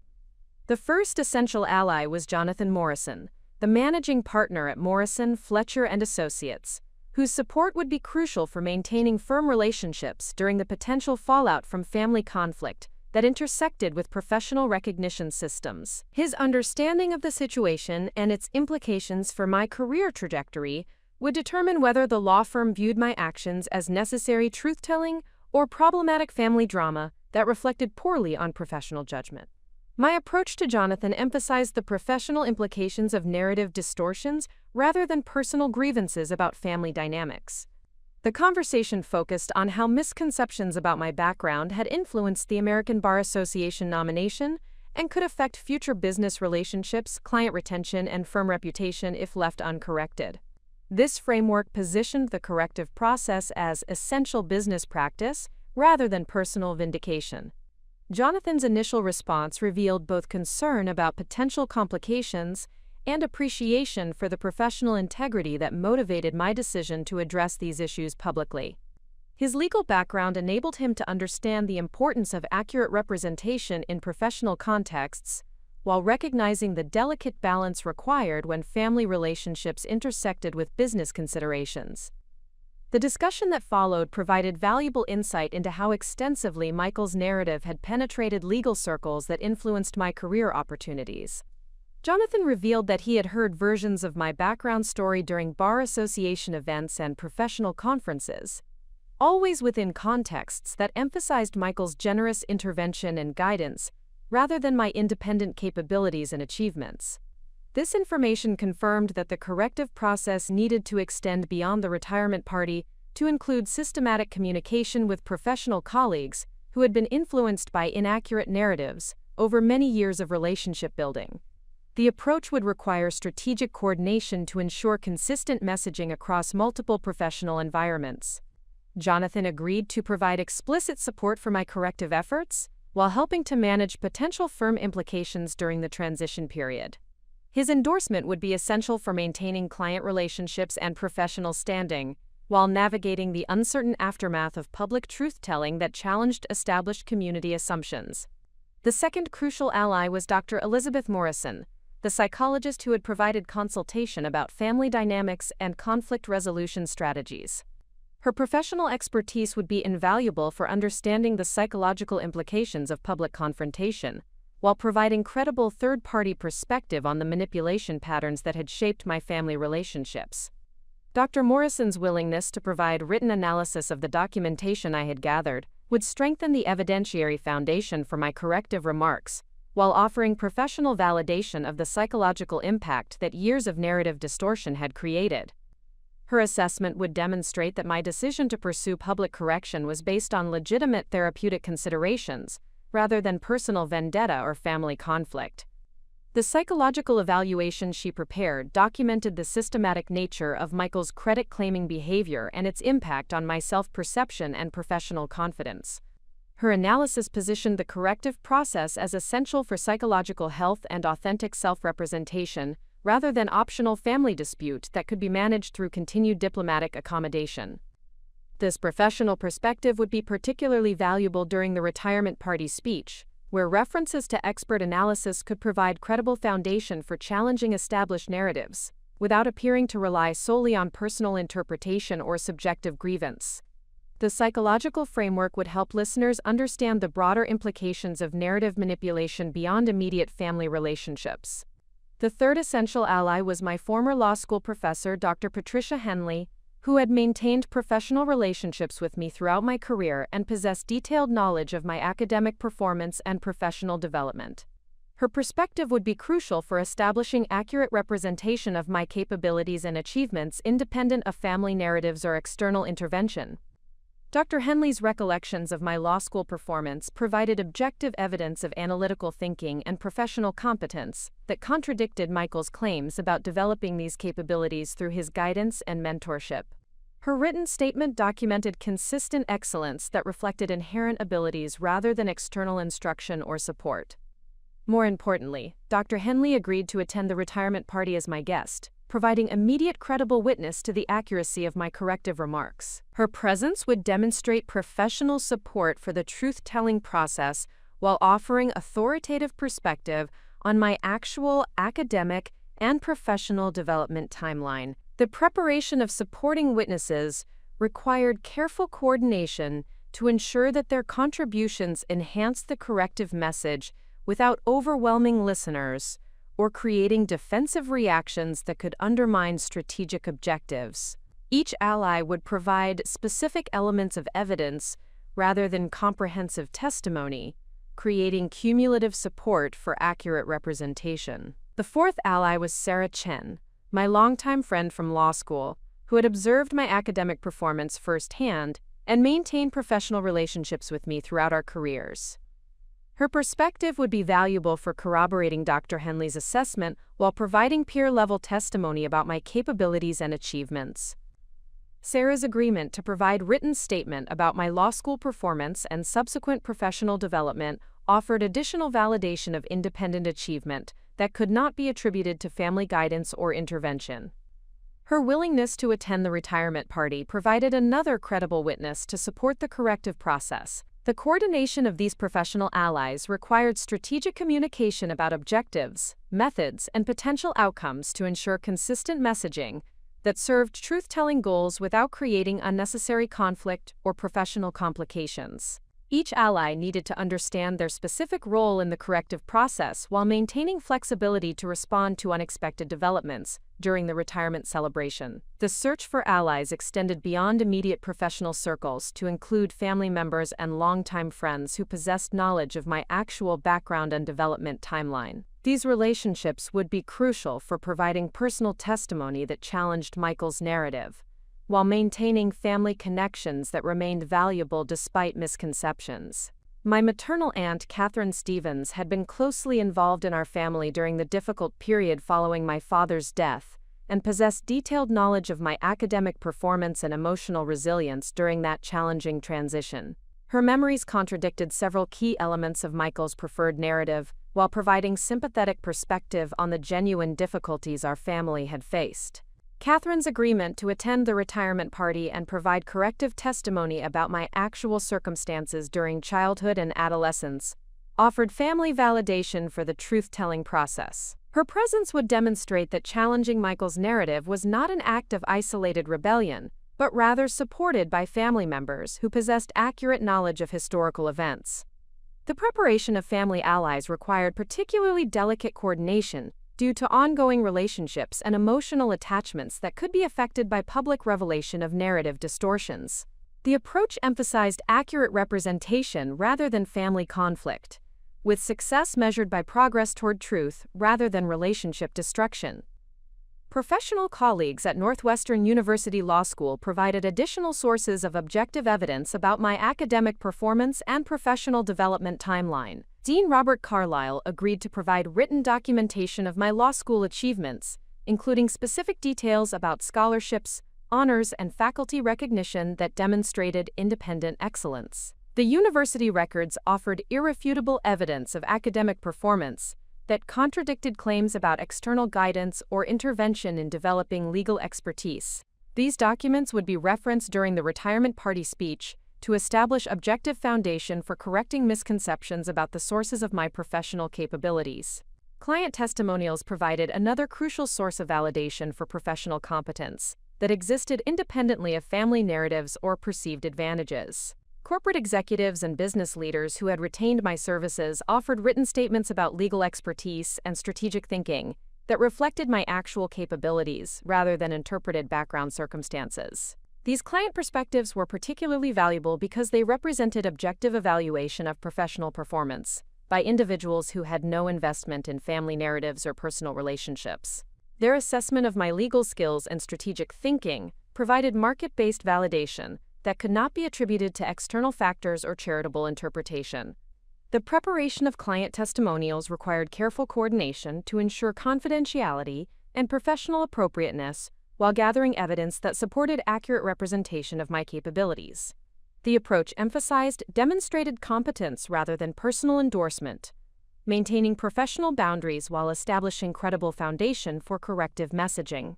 Media relationships provided additional opportunity for establishing accurate narrative representation beyond the immediate retirement party audience. The Chicago Business Journal journalist who had conducted the original interview that revealed the scope of Michael's narrative manipulation agreed to attend the celebration and provide coverage that would include corrected background information.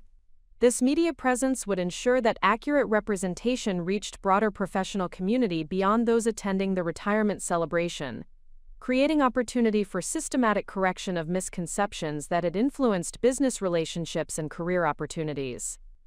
The journalist's professional standards would provide credible validation for the corrective process. Legal colleagues from competing firms offered additional sources of professional validation that would strengthen the evidentiary foundation for challenging established narratives. Their written statements documented interactions and professional assessments that demonstrated capabilities independent of family circumstances or external support. These testimonials from professional competitors were particularly credible because they represented objective evaluation by individuals who had no motivation to provide charitable interpretation or enhanced assessment based on personal relationships. Their perspective validated professional competence through direct experience rather than inherited assumptions.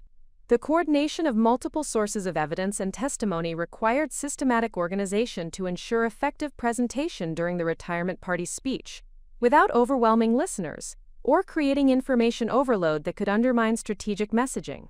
Each element would be referenced briefly rather than presented comprehensively, creating cumulative support for accurate representation.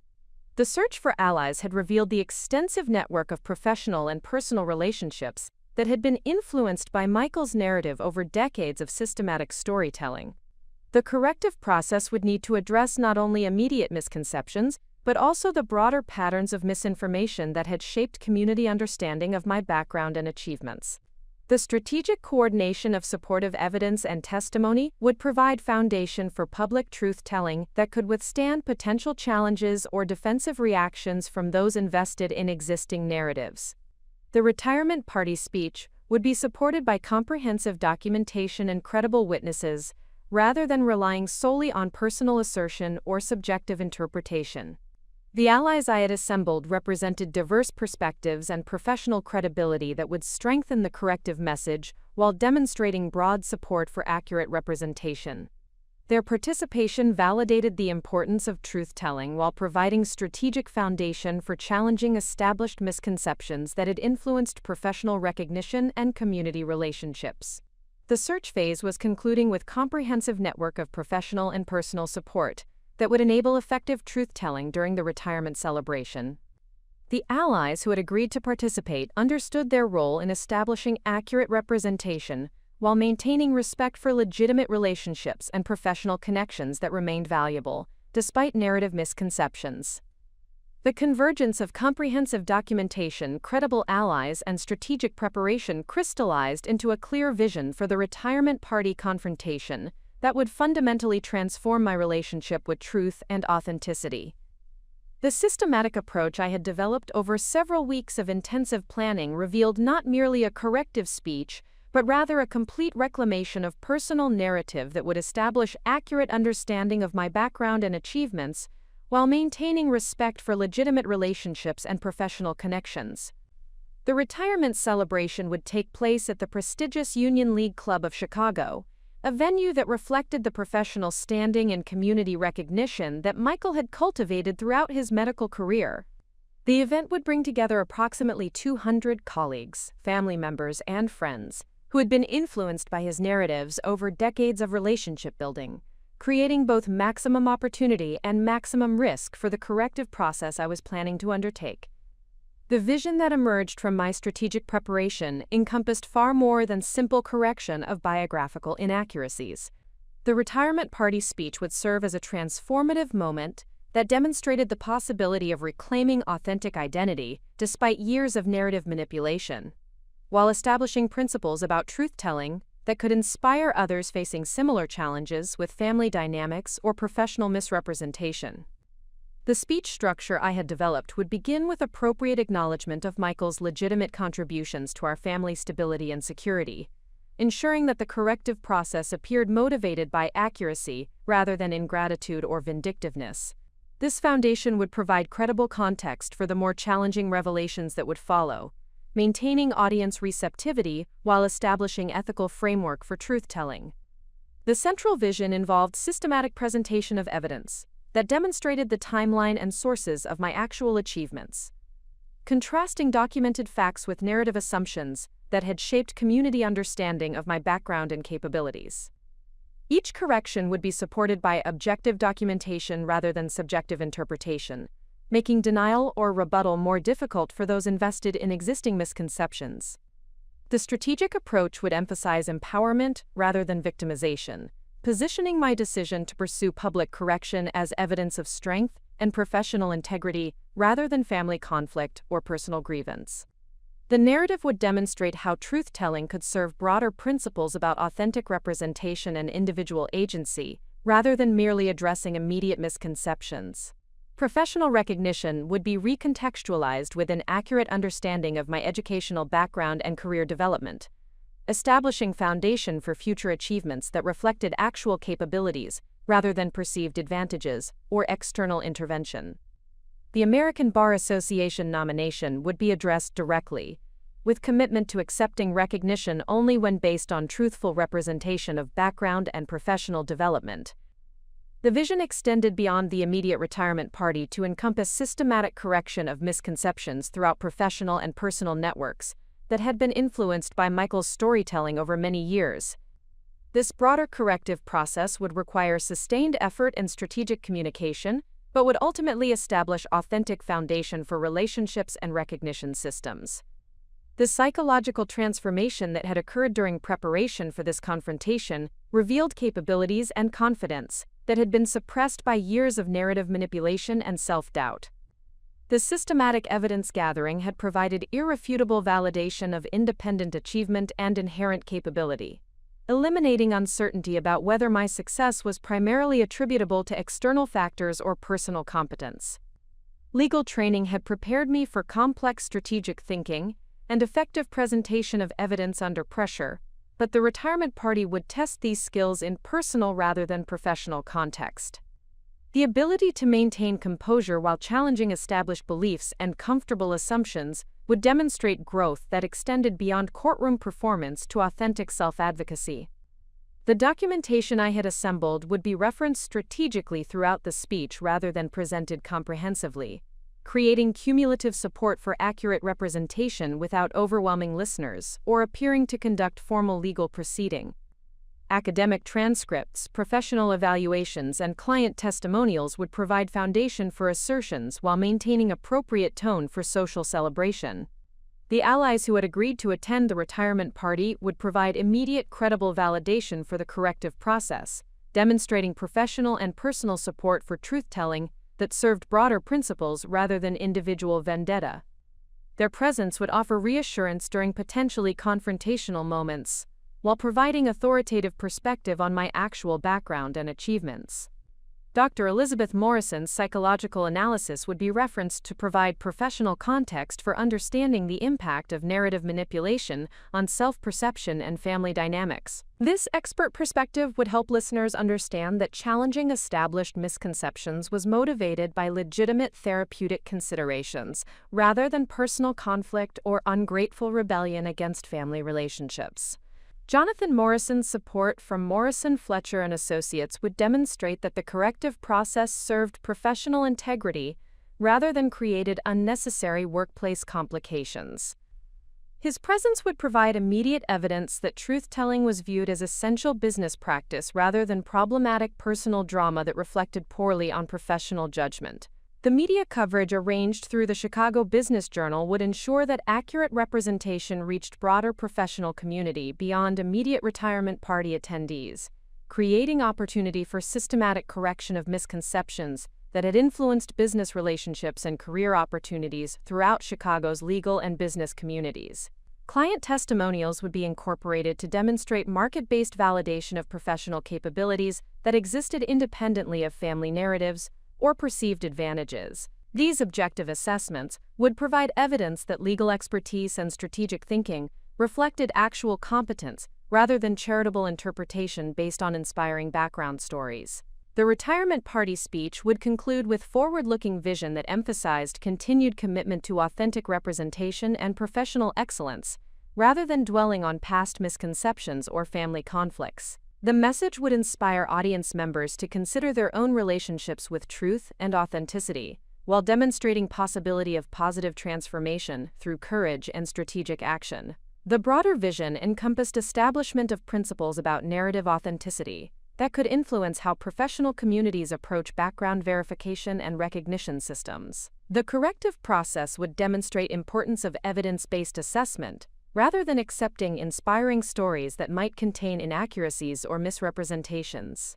Educational impact would extend beyond immediate audience to influence how others approached situations involving narrative manipulation or credit appropriation within family or professional contexts. The systematic approach I had developed could provide framework for addressing similar challenges while maintaining ethical standards and relationship preservation where appropriate. The vision included commitment to continued advocacy for authentic representation within legal profession and broader business community, using my experience to help others navigate challenges involving misrepresentation or identity manipulation. This broader contribution would transform personal struggle into professional mission that served colleagues and community members facing similar difficulties. Professional development opportunities would emerge from the credibility established through truth-telling that prioritized accuracy over comfortable misconceptions. The demonstration of courage and integrity would create foundation for leadership roles and recognition systems that valued authentic achievement rather than inspiring narratives that might contain distortions. The psychological liberation that would result from complete truth-telling would eliminate internal conflict between authentic identity and imposed narratives that had created doubt and anxiety throughout my professional development. The alignment between public representation and personal reality would provide foundation for confidence and strategic thinking that was not undermined by uncertainty about legitimacy of achievements. Family relationships would be reconstructed on foundation of honesty rather than comfortable fiction, creating possibility for authentic connections that did not require narrative management or strategic silence about important personal history.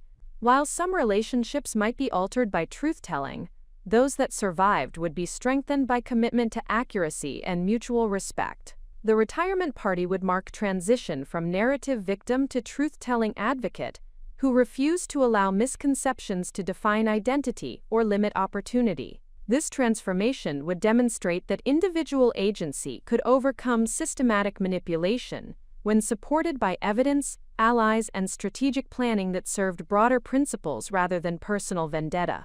Community impact would extend beyond correction of specific misconceptions to establishment of expectations about narrative accuracy and evidence-based assessment of individual achievements. The demonstration would influence how colleagues and community members approach similar situations while providing inspiration for others facing challenges with identity manipulation or credit appropriation. The vision encompassed complete reclamation of professional identity that reflected actual capabilities and achievements rather than interpreted circumstances or external intervention. This authentic foundation would support future career development and recognition that was based on demonstrated competence rather than inspiring background stories that contained inaccuracies. Strategic timing of the retirement party confrontation would maximize impact while minimizing unnecessary destruction of relationships or professional standing. The celebration context would provide natural platform for biographical reflection while creating expectation of positive acknowledgement that could be redirected toward accurate representation rather than comfortable fiction.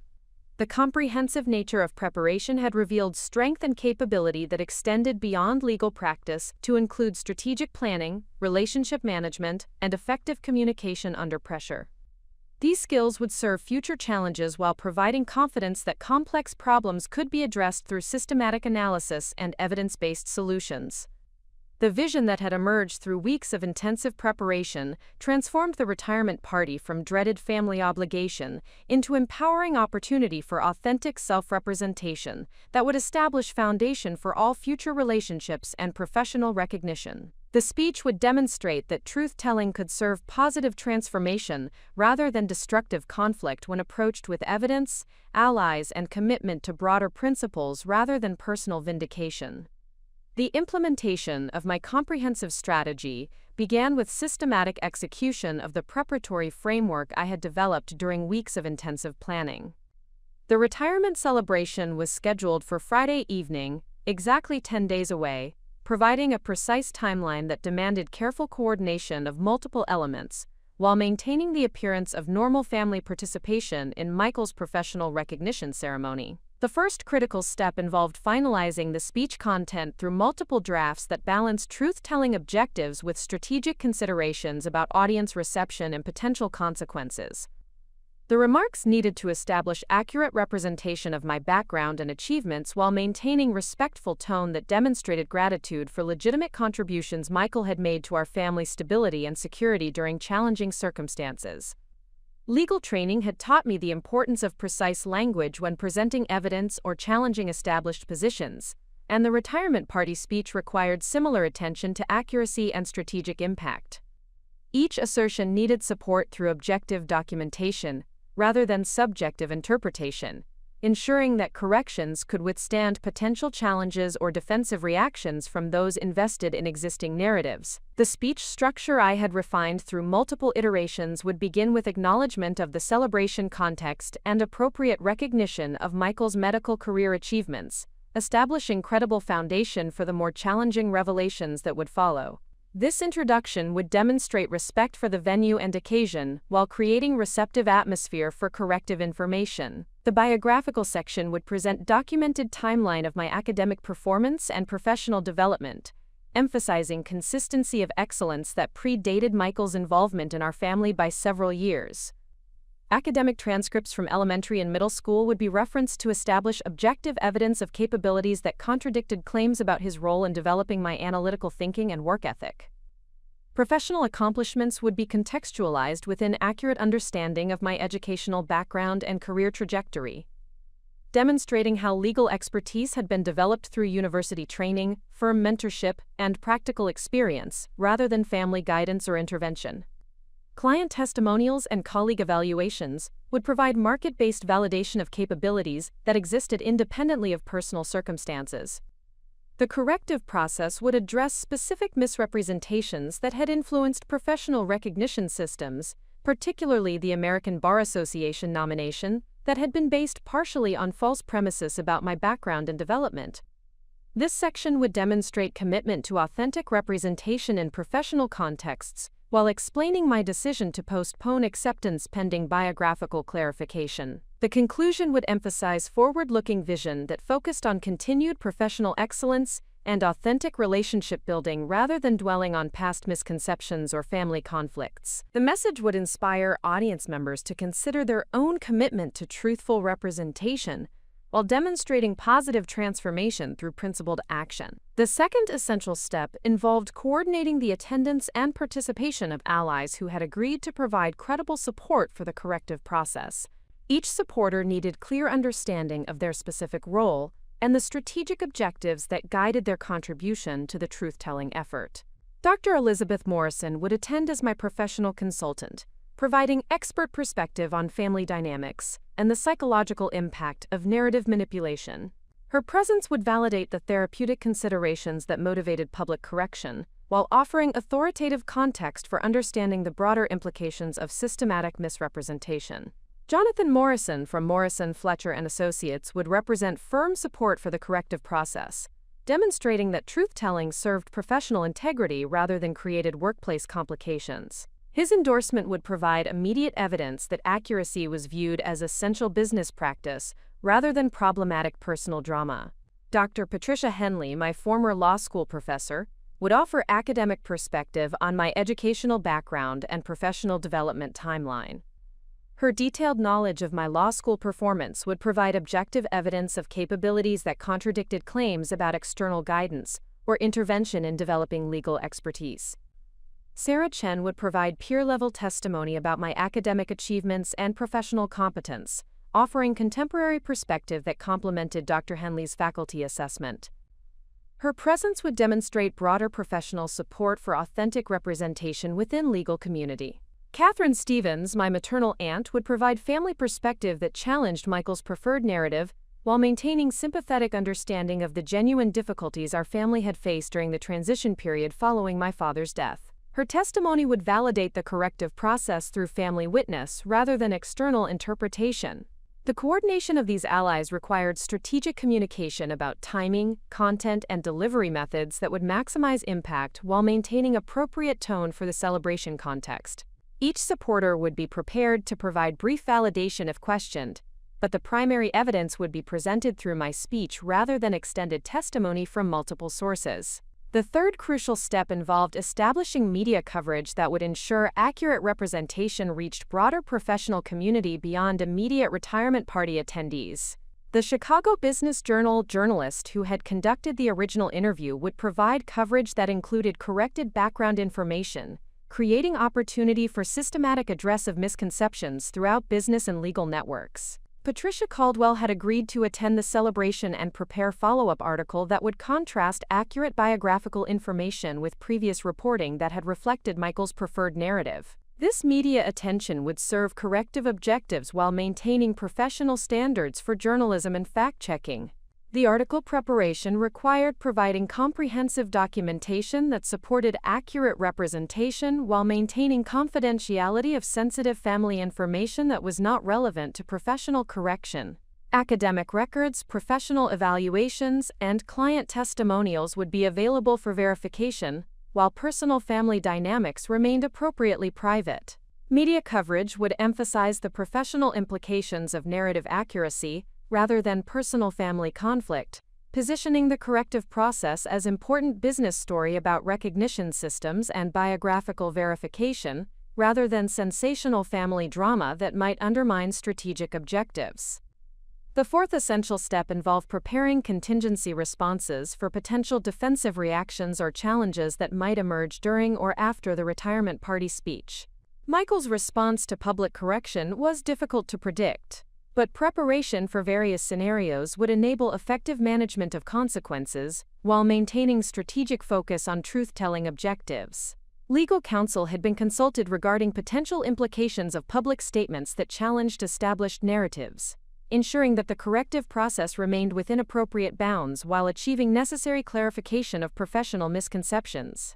The approach emphasized factual accuracy rather than personal attack, minimizing legal risk while maximizing corrective impact. Professional colleagues had been briefed about the situation and potential outcomes, ensuring that firm relationships could be maintained regardless of family reaction or community response to the truth-telling process. Client relationships had been assessed for potential impact, with contingency communication prepared if business implications emerged from the corrective effort. Family relationship management required particularly delicate preparation, given my mother's declining cognitive function and emotional attachment to Michael. Elena would need support and explanation following the retirement party, regardless of how the corrective process was received by other attendees or community members. The fifth critical step involved final preparation of supporting documentation that would be referenced during the speech and made available for subsequent verification if questions arose about specific claims or timeline details. Academic transcripts, professional evaluations, and client testimonials had been organized for easy access while maintaining appropriate confidentiality standards. Medical records from the period following my father's death would provide objective evidence about our family's actual circumstances and my emotional resilience during that difficult transition.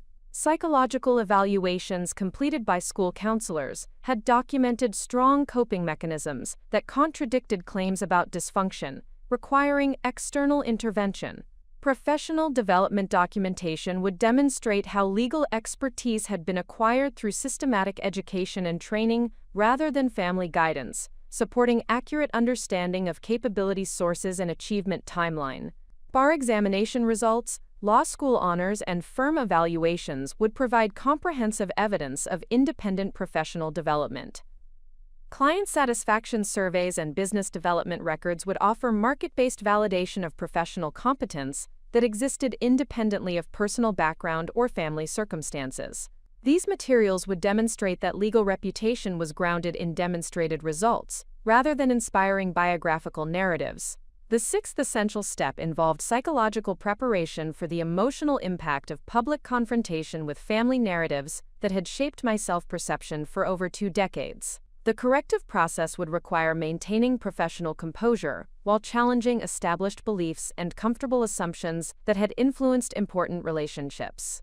Therapeutic consultation had provided strategies for managing anxiety and maintaining focus during potentially confrontational moments, ensuring that emotional reactions would not undermine strategic communication or professional credibility. The preparation emphasized confidence building through evidence review and alliance coordination. Practice sessions with trusted colleagues had tested delivery approaches and content organization, revealing areas where emotional investment might affect strategic messaging.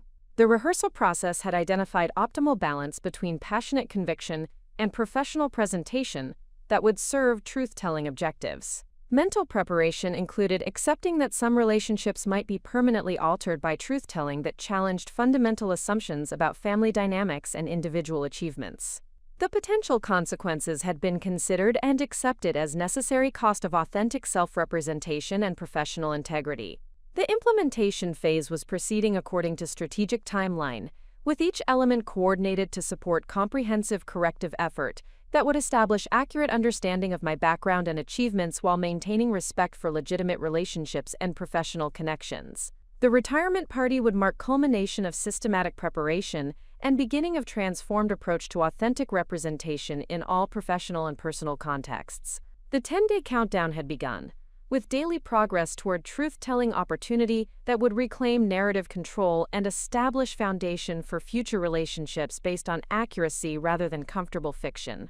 The first steps had been taken with confidence that comprehensive preparation would enable effective correction of misconceptions that had influenced recognition systems and community understanding for over 2 decades.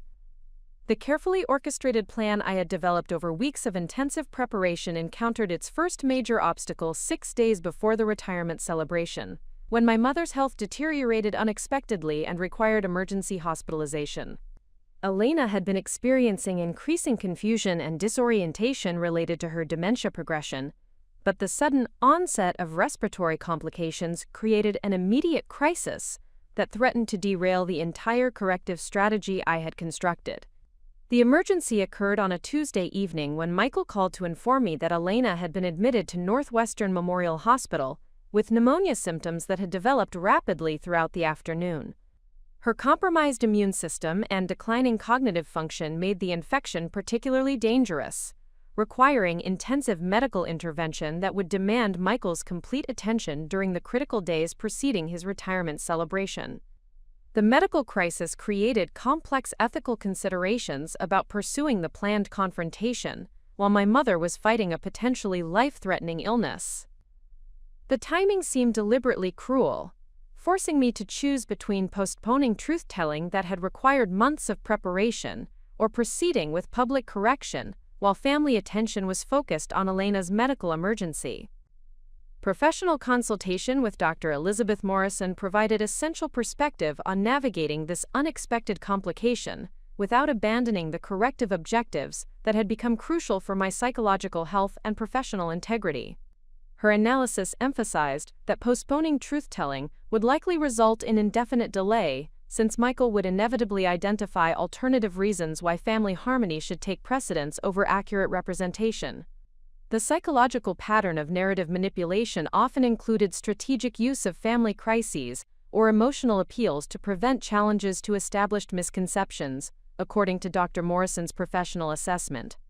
Allowing Elena's illness to derail the corrective process would reinforce Michael's control over family dynamics, while potentially eliminating future opportunities for establishing authentic representation of my background and achievements. However, the ethical framework required ensuring that the truth-telling process did not compromise Elena's medical care or create additional stress during her hospitalization. The approach would need careful modification to acknowledge her condition while maintaining focus on corrective objectives that served broader principles beyond immediate family circumstances. The second significant obstacle emerged when Jonathan Morrison from my law firm received an unexpected communication from Northwestern Memorial Hospital's board of directors regarding my planned remarks at Michael's retirement celebration. The hospital administration had apparently been informed that I intended to address biographical inaccuracies, and their concern about potential controversy during a celebration of their retiring staff member created pressure for diplomatic modification of my corrective approach. The hospital's perspective reflected institutional priorities that favored maintaining positive relationships with respected physicians over addressing family disputes that might affect community perception of their medical staff. The board chairman had specifically requested that Jonathan encourage me to focus on celebratory remarks rather than corrective information that might create uncomfortable controversy during a professional recognition ceremony. This institutional pressure represented a significant challenge to the truth-telling strategy, since the hospital's influence extended throughout Chicago's medical and business communities. Their explicit preference for avoiding controversial family discussions could affect my professional standing if I proceeded with corrective remarks that contradicted their institutional wishes. Legal analysis of the situation revealed that the hospital had no authority to control my speech content, but their influence within professional networks could create subtle retaliation that affected business relationships and career opportunities. The decision to proceed with original corrective strategy would require accepting potential consequences that extended beyond family relationships to include institutional opposition from respected community organizations.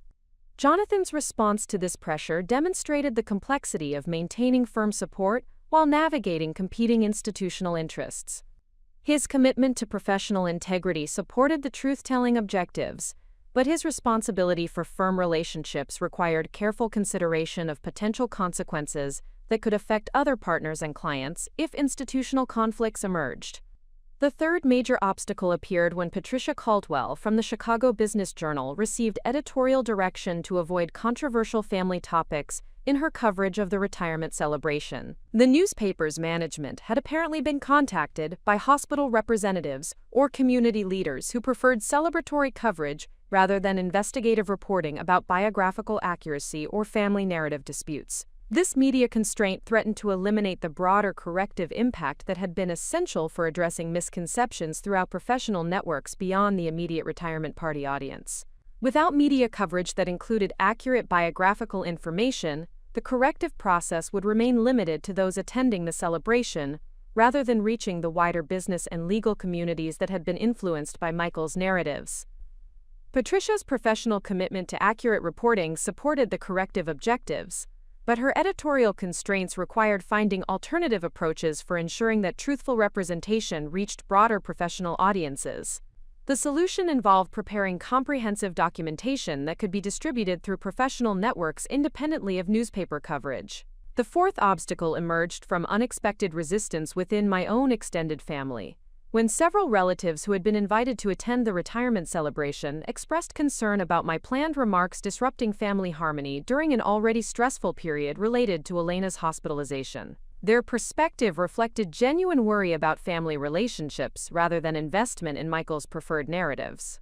Catherine Stevens, my maternal aunt who had agreed to provide supportive testimony, received pressure from other family members to encourage me to postpone the corrective process until Elena's health improved and family circumstances were more stable. The family consensus favored maintaining peaceful relationships, rather than pursuing truth-telling that might create lasting conflicts or emotional distress. This family pressure created emotional complications that had not been anticipated during strategic planning.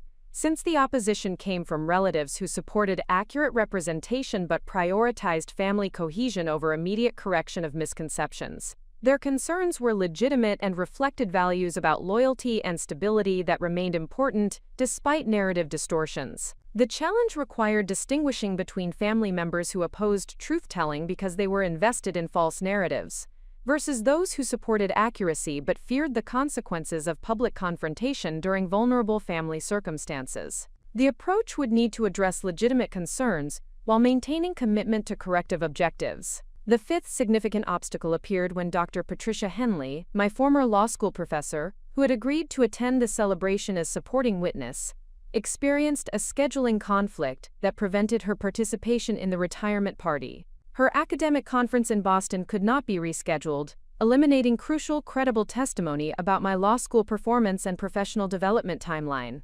Dr. Henley's absence reduced the authoritative validation that would be available during the corrective process, since her faculty perspective had been essential for establishing objective evidence of capabilities that contradicted claims about external guidance or intervention. The loss of this academic support required identifying alternative sources of professional testimony or modifying the evidentiary approach. The solution involved securing written statement from Dr. Henley that could be referenced during the speech, along with additional documentation from law school records that would provide similar objective evidence of academic performance and professional competence development. The approach maintained evidentiary foundation while adapting to changed circumstances. The sixth obstacle emerged when the Union League Club of Chicago, the venue for the retirement celebration, implemented new restrictions on recording devices and media coverage following a recent incident involving unauthorized documentation of private events. The policy changes threatened to eliminate the comprehensive record-keeping that had been planned for ensuring accurate representation of the corrective process. The recording restrictions created concerns about potential misrepresentation of my remarks following the celebration, since witnesses might remember or report selective portions of the speech rather than comprehensive context that demonstrated respectful approach to truth-telling. The lack of official documentation could enable defensive reframing that minimized corrective impact. Alternative documentation strategies were developed that focused on written distribution of speech content and supporting evidence, rather than relying on audio or video recording of the actual presentation. The approach emphasized comprehensive preparation that could withstand potential challenges or selective reporting of the corrective remarks. The seventh major obstacle appeared when Michael's medical colleagues organized a surprise element for the retirement celebration that would require extended biographical presentation about his family contributions and mentorship impact. The additional programming threatened to reinforce false narratives immediately before my corrective remarks, creating audience expectations that would make accurate representation appear ungrateful or vindictive. The surprise tribute was apparently coordinated by Dr. Sarah Chen and other orthopedic surgery colleagues who had been influenced by Michael's storytelling over many years of professional relationships. Their presentation would likely include specific details about his role in my educational and career development that were based on his preferred narrative rather than objective evidence. This programming challenge required strategic modification of my speech approach to address the immediate context created by biographical misrepresentations that would precede my corrective remarks. The response would need to acknowledge the surprise tribute while maintaining focus on establishing accurate representation rather than contradicting well-intentioned colleagues.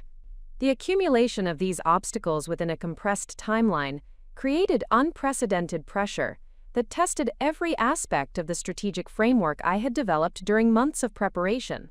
Each challenge required creative solutions and adaptive thinking, while maintaining commitment to truth-telling objectives that had become essential for psychological health and professional integrity.